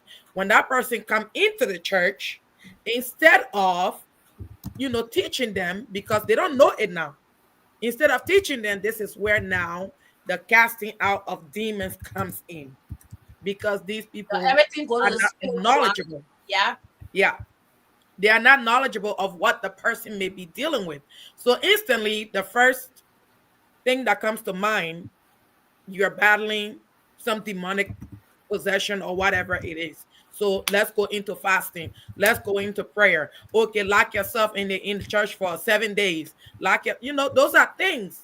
So apart from, and like Brother Mike is saying here, the nation needs to do something, because when the nation is doing something, the churches can end up understanding what people are dealing with instead of just looking at it and saying that demonic problem. Let's start casting out demons right now. I think that's where it needs to start from too. Yeah. Just to come in that, we must first understand, since we are talking about culture and like our Liberian culture, and how, because we have to meet an individual sometimes where they are. We have to meet them at their level and they're understanding the culture that we talk about on their perspective. So, for example, like you stated rightly, Janetta, that when someone comes to the church and they are experiencing these kind of attacks, and the pastors will go straight into that mode of, prayer, fasting, and deliverance. So, if that individual cultural belief first is to have prayers said over them, if that person, it brings peace to that person. Like we said, the professionals are different. So once the pastor will see that and the person say, I want prayer for these certain things, and we see and pray and talk to them, and because of the information, like and Dr. Kwan said it right, he said sometimes they don't have all of the information that they need to help diagnose that person. And so if that person would not, that person gives little information, and especially if it's aligned to that pastor perspective of sensing, because for the spiritual side, which I'm speaking on tonight, it comes with wisdom and discernment in the Holy Spirit to understand what is this person dealing with. And if that discernment will come and say, well, this person is attacked by demons, then the pastor now will go into that mode of pray for deliverance. Now, after that deliverance, because certain chemical imbalance, certain thing in the brain had not been working or not functioning, or they have that relapse in certain area in their lives, after that deliverance, remember also what the Bible said, that if the person is delivered from that demon, if they do not fill that place up with the word of God, the enemy will come again double force to bring 7 more demons. So in short, in essence, now, when that person has been prayed for on the faith base and they are delivered, if they do not keep up with their prayers and whatnot, when the stronger demon comes, sometimes you have to refer them to the professionals. And that's the professional will come in and then give that a professional diagnosis on them, like we said earlier, bipolar or whatever diagnosis that they will have on, and then that's when the therapy and then when the medication will come first. But because it's a cultural based thing, we have to meet that person at the cultural base first, and then what they need, then we're able to expand on it and point them in the direction where they need to go. And you know what? I mean, I think there's so much question, and we're going to bring the both of you back probably next Sunday. We're going to do this again because this is very important, and maybe add 1 or 2 persons to you guys. But I think from what we're talking about, the pastors also need to be they need to know the discernment is there. But let's say, for example, if you come to me, yes, that's what I would use the word for you. They need to be educated on that. Yes, thank you. They need to be educated to know right? When to refer this person Mhm. to a mental health specialist, I would Yes. say, and when to fast and pray for 7 days and lose sleeps to cast out demon and lose sleep to just to cast out demon. So our pastors also need to be equipped, because a lot of our pastors, they are not. And so when you come to them, though you are having a mental breakdown and it has nothing to do with spiritual attack, but they don't know the difference. But because you come to them and they are a pastor, so you in the office, so the first thing they run to is to cast out demon. So I think we have a lot of work to do to equip and to create awareness in our community, but also to link or partner with churches to also so equip our pastors on mental health and system use. Go to the next question. We have so much questions coming in. It's a lot. Pastor Cooper, he said, I believe that prayer often brings feelings of hope or peace. It also reinforces our value in life purpose. Howbeit, prayer is not a substitute for medical or psychological treatment. We Yes. must seek medical health if need be. Yeah. Good balance Yes. Good balance from the panelists. Doctor, you nailed it. God has given us solution to our problems. God uses you as physician and me as a pastor. Yeah. Yep. Yep. True. Excellent. So the doctor in the comment section here answering the question too. Good job, Pastor Cooper. We'll bring you on next Good time. job, good job, good job. Brother King Dixon. He said the notion that many renowned inventors and creative have struggled with mental health issue is indeed intriguing. Does this suggest that for some individual mental health challenge may coexist or extraordinary extraordinary talent or innovative capacities? Yes, sorry. Does this suggest that? That Yes. that that is Yes. that is very common. Yes. That is very. Yes. Then That yes, is you can very put the very book here. common. Yeah, sorry. That- That is so true. That is so true. so most people, Yes. Go ahead, Doc. go ahead, Zana. No.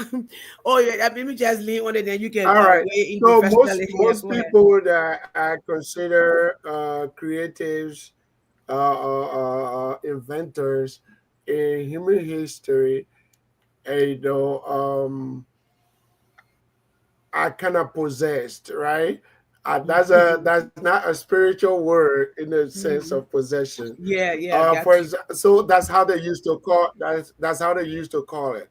Uh, some people will even now today, some of our best writers, they get in a certain mood and then they say they're gonna write. So then they leave society, they go to a tent up novel, like some kind of place where they can be by themselves for some time, and then they come back with a book.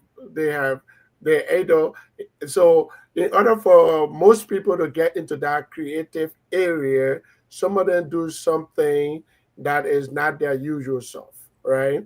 Michelangelo, when he painted all those paintings that are now going for millions of dollars, he was considered being in a manic state, right? So it's like when he got manic, he was creative, and then he would do all that stuff that we now know as part of the big arch in human history. And then right after he's done, he gets depressed for a long period of time, right? Because it's like once he gets manic or possessed to do those things, he can go days without sleep because that thing in his head, you got to translate it to this art that he's seeing, right? And once that creative period is finished, then of course he needs rest, right? So that his body can replenish all that energy and stuff that he used. So that will be considered a period of depression after a period of mania. And in this time, if you were in this modern life, he will be diagnosed with bipolar. right? Mhm. So yes, creativity. Those people who are inventors and I call them creatives. There's a close relationship, and also people who invent things that don't yet exist. Right? They at the time when they talk it, they don't sound normal. Right?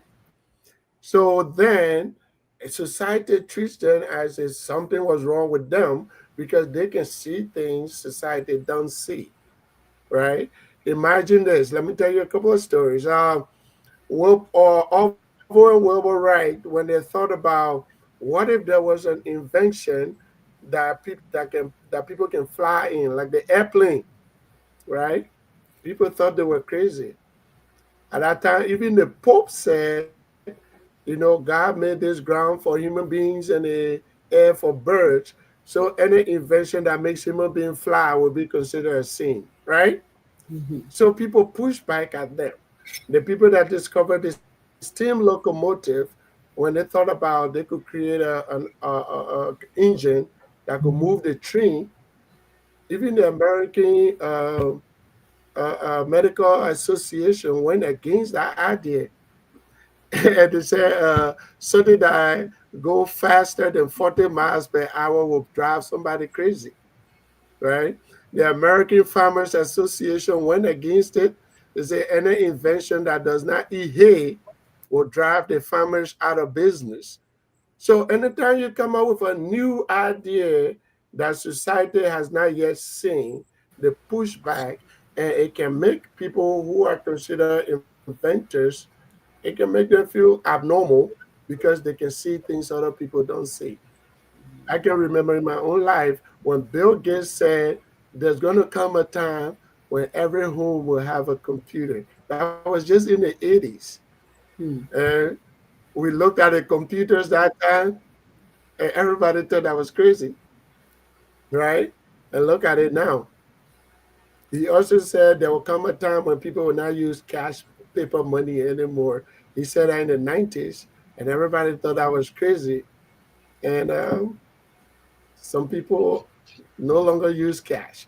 So yes, anytime we have people who can see things that the society they live in does not see, yeah, sometimes they call them crazy. So there's a link between calling people who are inventors or creative people as having mental condition. Your question plenty for you. All you have to do. Yeah, I know. And just to add on that too, that Dr. Pan was saying the question too concerning inventors and creative people, and just a short example for a live one, like the lady I was talking about that I had in my home. Though she had a mental health, but I'm telling you, this woman, she's able to grab a pen and paper. She can write, I would say, a book in 2 hours. Wow. She can write and read. I mean, she's able to, very smart. She's able to, like most people would seek a lawyer or somebody to help with immigration paper. People will come to her and she will do all the immigration paper, and everything will be accurate. But as soon as, like he said, as soon as she does all those things, then she will fall down, fall back, she'll regress, and just fall back down into her state. So they are very, so it is true, they coexist. That extraordinary ability and talent that person have is very innovative for them to work and produce things, and then they sit back. And I believe even now, this God is saying, Elon Musk, people are saying that he must be even having some mental problem as well. So yeah, it does. It Well, coexists. I'm not going to diagnose anybody here, No, no, but no. I just ask him. Yeah, let's all right. Allege. Okay, I will use allege. You say the allege. people, let's go. Mhm.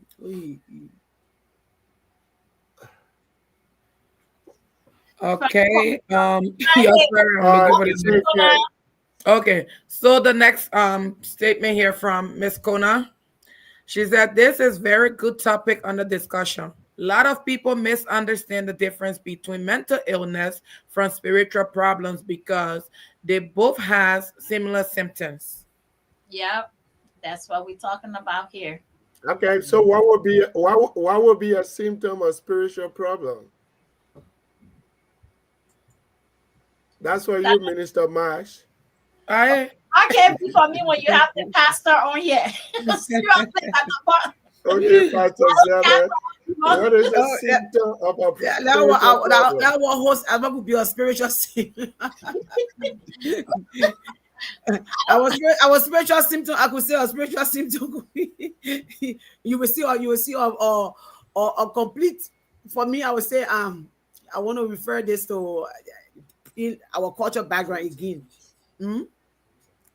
Yeah, from observe, observation. I would say let's look at the observation. Sometimes some people will come with um somebody in my mind thinking some people will come with their dressing, their dress code, it just off. All their colors all All right. mismatch. And you wonder, I mean, what's going on with that person? Those could be some of those All right. things I that you think can I look think at. I figured one out because I was trying to figure out what she's talking about. All right. So what would be like a difference between a vision and a hallucination, right? Maybe I think that what she was trying to say, right? Because I was trying to define what spirit. Because to me, spiritual problem would be like you're not reading your Bible, you're not going to church, you're cussing people, like you're doing substances and stuff, right? But I'm thinking like, okay, let's say you get a vision, right? What's the difference between a vision and a hallucination? And I'm thinking from what the little I know about the spirituality of the thing, a vision will be given for purpose, right? Like the God or whatever you call your higher power is giving you a vision so that you can see things in the future, but there will be a reason for it. Now, hallucinations will be you seeing things that other people don't see, but does not probably have a reason, right? You might see people passing, you might see like spirits, right? But there's no reason, there's no message, there's nothing, So mental health symptom like hallucination cannot even be confused with the vision that will be revealed to a person spiritually, because you can differentiate easily that the vision will have a purpose, there's a message, and there's a purpose, right? And then with the hallucination, it's just something that's just happening. You see things that other people don't see, but there's no message or purpose to it. And that reality, that person's reality is distorted. You definitely can't see what they are seeing. The things crawling on the wall. I'm not seeing that. And so that I was going to say the hallucination. I think that goes with what you're talking about, the lady when you turn the TV on. She said the whole government coming, Correct. against her, Yes. and so Yes. she was hallucinating as Yes. compared Yes. to So she has some mental issue going on. Let's Yes. go next. It's too much. The question's too much. Let's go. Too many. Too many. Too many. Let's go. the question is a lot. Keep going. Keep going. So That's Dr. all right. People are engaged. He already I responded already to answered that Yeah, one. Yeah. that one. So Miss Kona Hayes, I have heard people say if you have faith, there is no need to take medication, which is a wrong conception. Very, perception. That very is wrong. true. Misconception. Yes. Yeah, that is true. Mhm. When it comes down to the Yeah, there are a spirituality and lot of people. Medication is also one of the resources that God provides, and there are a lot of people that are faithful and spiritual that take medication. And that some people can also say that, including that they have faith, they wouldn't even go to hospital even before you even go to Walgreens to even get medication. They wouldn't go to see a doctor because they have faith. So that those are just misconception. We Well, just really you got to can do have that. the faith, but also again, we are still on earth. It works because you can pray, and you ask God, to help you, that even the medication that you are taking, it will help you to relieve you of that problem that you are facing. So you can't excuse it completely and Okay, say that there's you don't nothing want to. wrong with Mhm. having faith. Sorry, Miss Corner. There's nothing wrong with having faith, but Mhm. I say give your faith 3 days. If it's not working, seek help. Dr. God Pound, 3 days also though. provided medication, That I so found on that's I not had You only three everybody days. that can lay hands on themselves. I get 3 days. If your pastor Yeah, say 3 days. make it 7. But after that, You got seek 3 days help. at the resurrection You Sunday. we have Brother know, Esau, which I is get our 3 partner, days. watching all the way from Liberia at this hour. Hey, that's Welcome. our partner, This Brother is our Issa partner, Issa from Miller. Prosperous FM. Welcome. Yes. The man that will be relaying this program Monday through See, we Saturday. already got some pastors helping out. Now, Sis Zelda, this question goes to you. Not that bird. Mhm. Is that Pastor Kelly or is that his wife? Either way, welcome. Aye. Okay. One of Licentiate them. Zelda, Yes. if the church provides sense of purpose, community support, and coping mechanism for mental health and stress, why should Christian then go see a mental health specialist? I agree. Okay. All right. So while it is true, that the church offers spiritual strength and community, but God also provides wisdom, through trained professionals. Trained that Dr. Kwan is right there, through trained professionals. And I will quote in this Bible verse that says, Proverbs chapter 11:14. It says, in the multitude of counsel, there is safety. So the multitude of counsel, Dr. Pound is a counsel, he's a Yes. resource right there. And that's why we need to go there, because God has provided individual like him to give us relief from those problems that we are having, So seeking mental health, it does not replace faith that we talked about earlier. It does not replace faith at all. It complements, it complements that, if we, just like we said earlier, that we go to the doctor for physical healing, we also seek mental health professionals, for emotional, psychological healing. And we trust that the professional help that we are seeking will help to bring an ultimate result for us. So it goes hand in hand. We can excuse mental health, from the church. We have to, like we've been saying already, pastor must be trained to understand and recognize symptoms of mental health. For example, in our community here, it's not secret, because it's on the social media, on Facebook. There's a girl in our community that's battling mental health with her husband back and forth, and they're explaining everything on Facebook, and she's in a church. So the first thing the pastor was trained to recognize, that this person is dealing with mental health problem. And they told her immediately, go and seek counsel, go and seek mental health, go to the provider, and they can help you to have your chemical imbalances straight. So Christians, we go to see them because God has also provided them as a resource for us to go to. If that will answer your question. Yeah, Keep and going. remember also another verse from that one you were saying was like, try all things and hold fast to the one that's good, right? Mhm. So Yes. even if your church got a mental health provider, that's good. Mhm. That is good. If it meets your need. So let's say you have a problem and your church has mental health services and that meets your need. That is good. You don't need to go see somebody else. That mental health provider in your church is qualified to meet your need. That is good. But if you went to your mental health provider 3 times, and I'm laughing because I Play with said our number three, three. right? So if you went to your mental health provider at your church 3 times, 5 times, but you still have the problem, try somebody else again, right? Don't keep going to the same place, doing the same thing, and expecting different result. Yes. Right? I'm not saying Yes. go one time or two times, but if you go there enough time, but you still have the problem, that means your provider does not is not equipped enough to meet that need. Then you take it to the next resource that God has provided for you.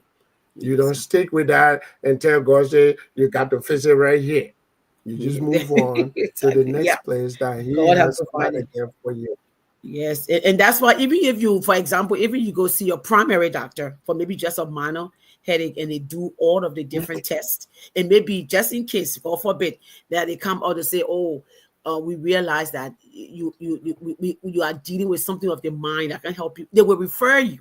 They will make refer for you to go see a mental health specialist or a kidney specialist. They will make that referral. So the same thing with the church. So we will refer you to definitely go and see a mental health specialist because we are in a nation that is provided with all of these things that we need, all the assets that we need.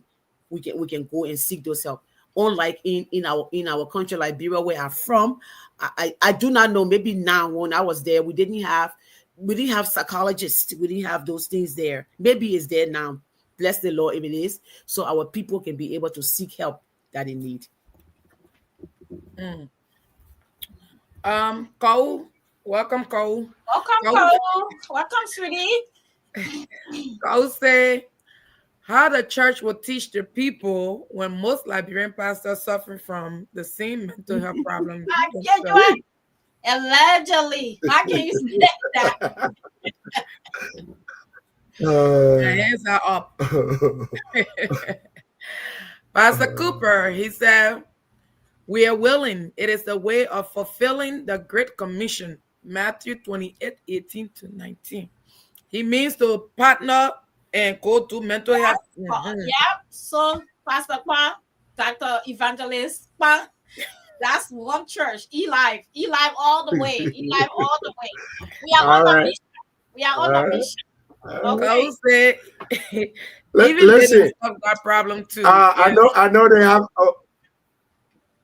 Yeah, I know they have a lot of people here from Eli and other churches. I will come to your church for free to do a 30-minute 1 hour lecture on mental health. If you send a invitation through the Evelyn Every Marsh month. Ministry, I will come there and do this thing. This is also, like I said, I see it as my calling, where I'm here for a purpose, and that purpose is to get this message to as many of our people as possible. So we will come to you if we have to. Awesome. All righty. There you go. The Evelyn Marsh Network just, Especially the you know. community we are from. We need it. Yeah. All right. We come back here again to Uncle Mike and Mr. Dixon.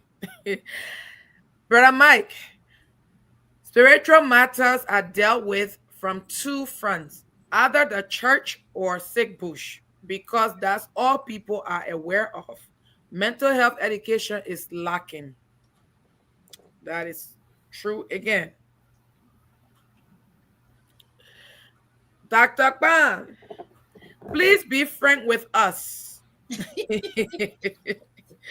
If someone is struggling with mental health issue, should they prioritize medical help or spiritual support first?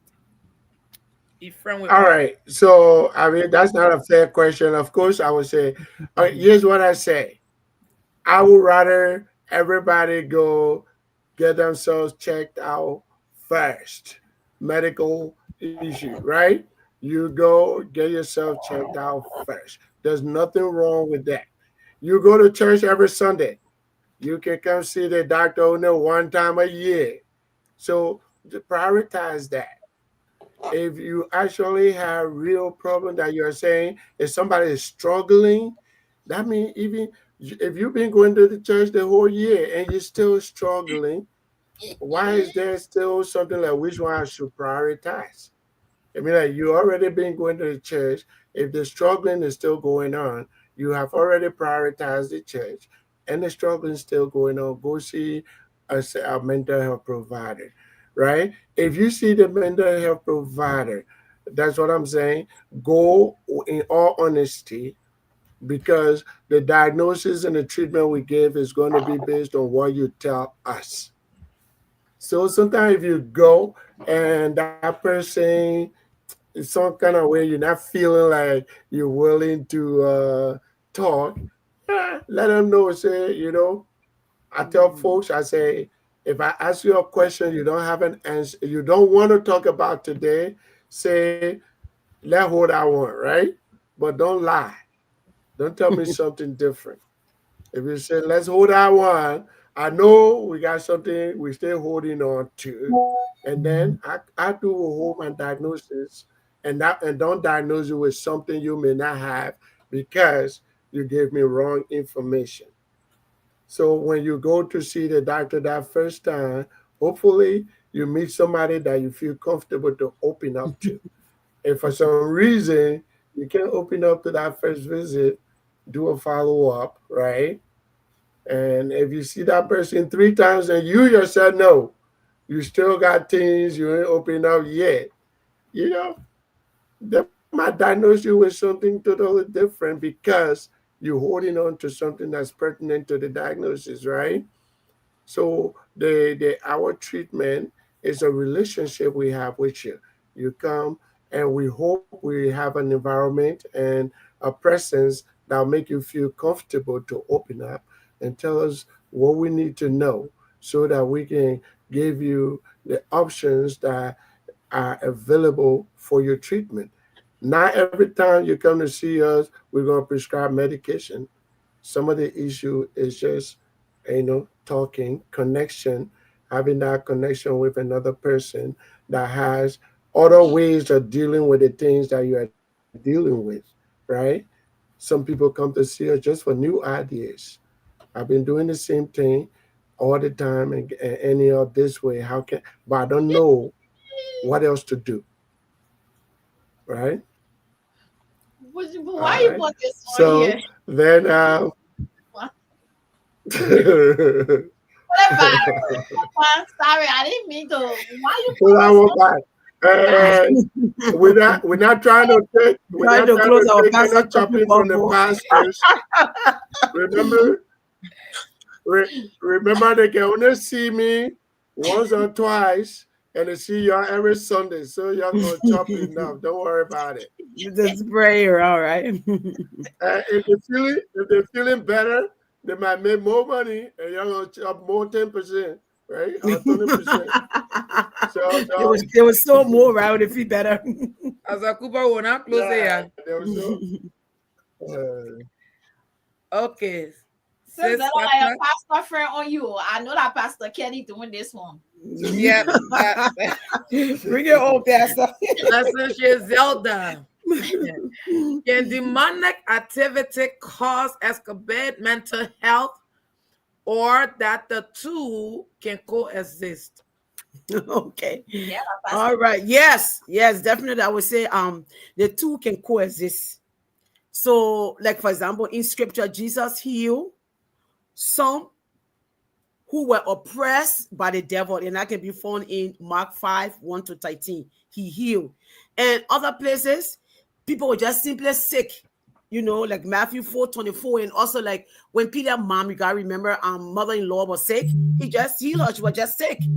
So not all mental illness is demonic, but spiritual warfare can, sometimes intensify, emotional struggle. Spiritual warfare can bring about emotional struggle within individuals, and then they have to seek that.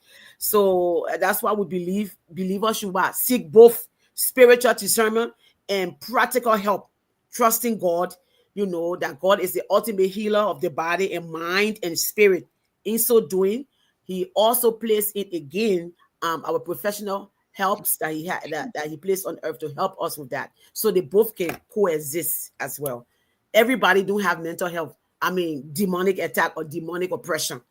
Sometimes people can just be really sick and they need help for chemical imbalance, maybe for the drugs that they have been using and smoking and all the different things that cause an impact in them. So they have to seek those kind of help. So I say yes, they coexist. Mm. Okay, so we have a lot going on here. I agree. Oh, Dr. Kwan said he agreed.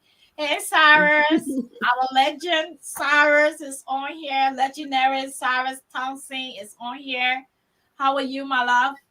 Thanks for being here all the way from Liberia. Why are you uptown like this? They planted at Obu. Let's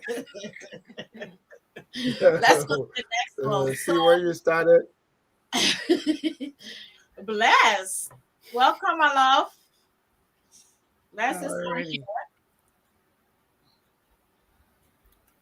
Pastor Cooper.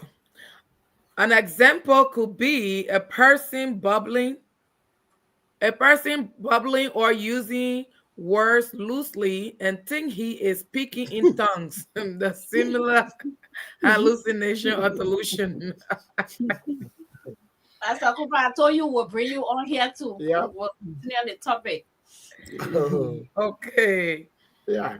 So there's Let's a sign of see. psychosis called word salad or loose associations and stuff like that. Yeah. And yeah, if you're doing it with a group of people, you might think, or let's say in a church, they might think you're speaking in tongues because it don't make sense to other people listening to you. That's true, Pastor. Let's see. She said, "Faith without works is dead." Please, there's nothing when you have faith. If you need to go to the hospital to if you need to go to the hospital to because with your movement, Because go. Oh, if you need to go to the hospital, go because with your movement and faith, God will heal you. Sis, Zelda, elaborate on that. that's from all the earlier. way, Anna. So for those of you that want to get in contact with Dr. Pan, if you're dealing with something, you can easily contact him. The number is on here, or you can easily go on their website, www.essentialcarecenter.com, or you can call 612-441-2024. He's also located in Minneapolis. But with the Evelyn Marsh Network, Dr. Kwan will be coming to churches free of charge.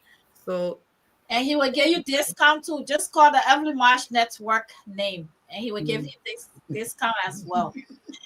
Not by post. Yes, and Antoinette. come here. Brother Mike is on you. Brother Mike said, "Cole, you need to repent now or else." Yeah, Janetta, just so to push in that one, I really want our audience and every one of us to take this away that we cannot separate faith from going to the hospital. They walk, they are hand in hand, they coexist. Yeah. They are married. It's cohesive. They are together. We got to, use that. We got to apply that. We can't exchange it. Yeah. You read this already, Portugal. Yeah, I just brought it back. So, okay. Brother Paul Morba from Hi, Eli People. hi, Paul. I think it's his first time. Yeah. Wow. Eli People. Oh, okay. Eli, Okay, Eli all the People. way. He said mental health is a big deal and it needs to be discussed, and I bless God for this topic. Thank you, Brother Paul. Again, we did talk about Mr. Cleopatra. Yeah. So if you would like to donate, please use the Evelyn Marsh, the $ for Cash App, Evelyn Marsh Network, or you can you can Zelle the number that is currently showing at the bottom there, 612-426-1353. Please. This SC, she said, please, I know a man of God who died with kidney failure because he refuses to go to the hospital, seek for help. He had faith, but he died. Please go to the hospital for help and add your faith and take the medication by faith. All right. That's true. Yeah, that's it. That's so it just works That's together. true. Go, we come back again and say, repair, man. Go, she said, I think it is okay to do both. Seek medical help while you're praying. Yeah. That's what Sister Heather said. Yeah. Yes. And just by the way, when Jesus healed the leopard, the 10 leopard that would, he after he healed them, he said, "Go and show yourself to the priest." Go to the priest. Yeah, Yes. in those days, the priest was known as the healer. The priest was known as the doctor. The priest was known as Dr. Pan back there. So Yeah. they just said, go and show, go. So go do it both. Don't leave it. Don't leave the other one out. So we have quickly, Trinidad, we have two more questions. That would be the last tonight. Oh Lord, it's one of those nights. I mean, this is way what a beautiful topic, and we're gonna come back because we haven't even touched system use yet. So we're gonna come back next Sunday. We'll bring our guests back on. Please get yourself ready. We'll add one or two persons to you. So we'll come back here because this is a very interesting topic. Like I said, our community needed in Africa and even here, in fact, around the world, especially our Black and Brown community need this communication. So quickly again, please, please, please, please. I can't stress this enough. I'm kindly asking you to donate to our brother Cleopatra Weir, who is a community leader. He fought for TPS and DED here in the United States, and almost all the Liberians were able to get the status, the legal status here. Brother Cleopatra Weir was one of those that fight towards that. So please contribute. He had a kidney transplant because of kidney liver cancer rather, and so he at home, not at home, at the hospital, but he needs all the help because his healing process is going slowly, and he needs all the help. So please donate to the $ Cash App Every March Network and Zelle 612-426-1353. Any amount will help. Jonathan, please, let's go ahead. The last two questions. Brother Paul, he said, God does the spiritual and men do the physical. Sis Essie, she said, please, mommy, thank you so much for this great education knowledge, because there's bishop, pastor, and Christians all over the world. They are dying because of lack of knowledge, and they take everything spiritual, forgotten that they are in this earth with their flesh and blood. Thanks, mommy, and your team. Great work. Well, we're talking, y'all. Thank you. Aye. Mr. King Dixie. Mr. Dixie said, my party statement. The men are on the panel, but my party statement. Mental health is about brain chemistry, not spiritual deficits. If you are struggling, seek medical help from a professional. That's where you can get your support you need. Please run. Yeah, thank you, King. Brother Paul, I will post that back on there again for the donation link. Thank you. Brother Mike. Pastor, what's going on with the church people all over the place? Oh, heaven, don't have me. We'll come back and talk about that next Sunday. Your mouth will save the question. So Planet Post. So at this point, we will come to our end. What an awesome night again. Jonathan, please post. Yeah, thank you. Brother Paul, this is the link, the Cash App and Zelle. Pujupu, I know you gotta go. So fine, we are winding down now. Thank you so much for being here. We went way above, but it's important for our people and to educate our people. And we are not here just to be here, but we are here to do just that. Create an awareness for our people, our Black and Brown community, and also back home, in fact, all over the world. Because Christians, like she said, are dying in silence because of all of these things. They don't know, and all that kind of stuff. So we need to create an awareness, and that's why we are here. So we are grateful to be on here.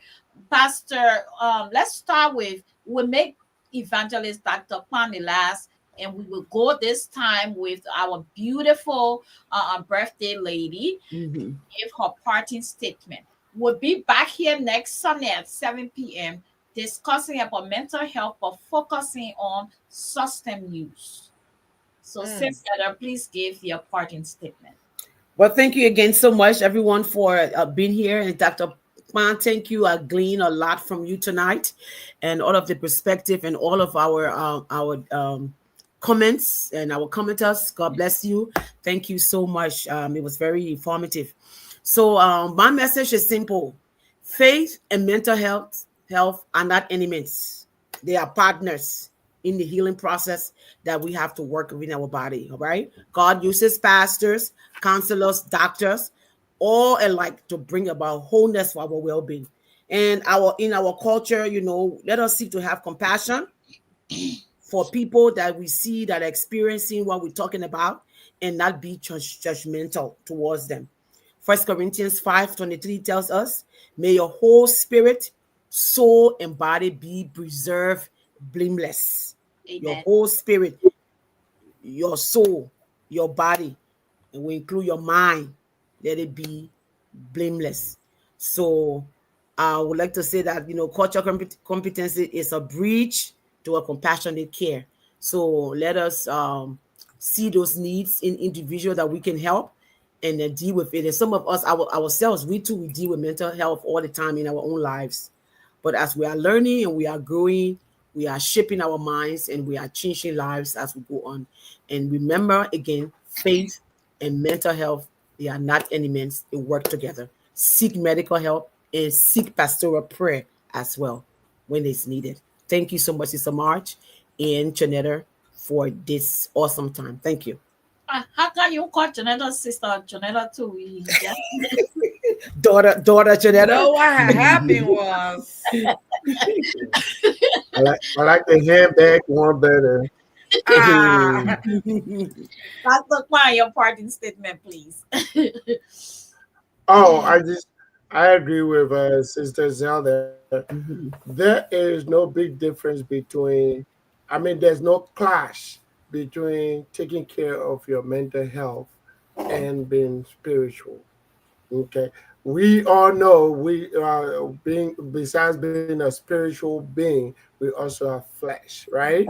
And when we talk about our body here on earth, we got our mind and our physical body. If you don't have any big problem taking care of your physical body, you have to make sure that you're taking care of your mind as well. Because if your mind is not working correctly, it impacts your physical body, right? Yes, God yes, got yes. you here for a reason. And if you have a condition that is impacting you from living the full, abundant life, then I think you have a bigger problem, right? Because I think it said Jesus said he came to die so that you can enjoy this life. If you have a Mm, condition, he said he came so that you have an abundant life, right? If mm, you have a condition that is impeding that abundance, if you have a condition that you just said no, you can do better than what you're doing today, but something is stopping you. If you don't go to seek help, you kind of negate all that suffering Christ did for you. He mm, did that so that you can be free to live your best life. If something is stopping you from living your best life, fix it, especially so. If you were mm. in, we in Doru or somewhere Wologisi, you say, but we ain't got no mental health provider here. But if you are somewhere where there's a mental health provider, right, seek help. He will provide it. I mean, he has already provided it. Seek help. Those of you who are living places where they don't have, regular mental health services, you got a network here. Your sense of questions, we will answer it and send it back to you, right? They got places now where you can go and ask for help. And if you got churches around the Twin Cities or in this place that need a mental health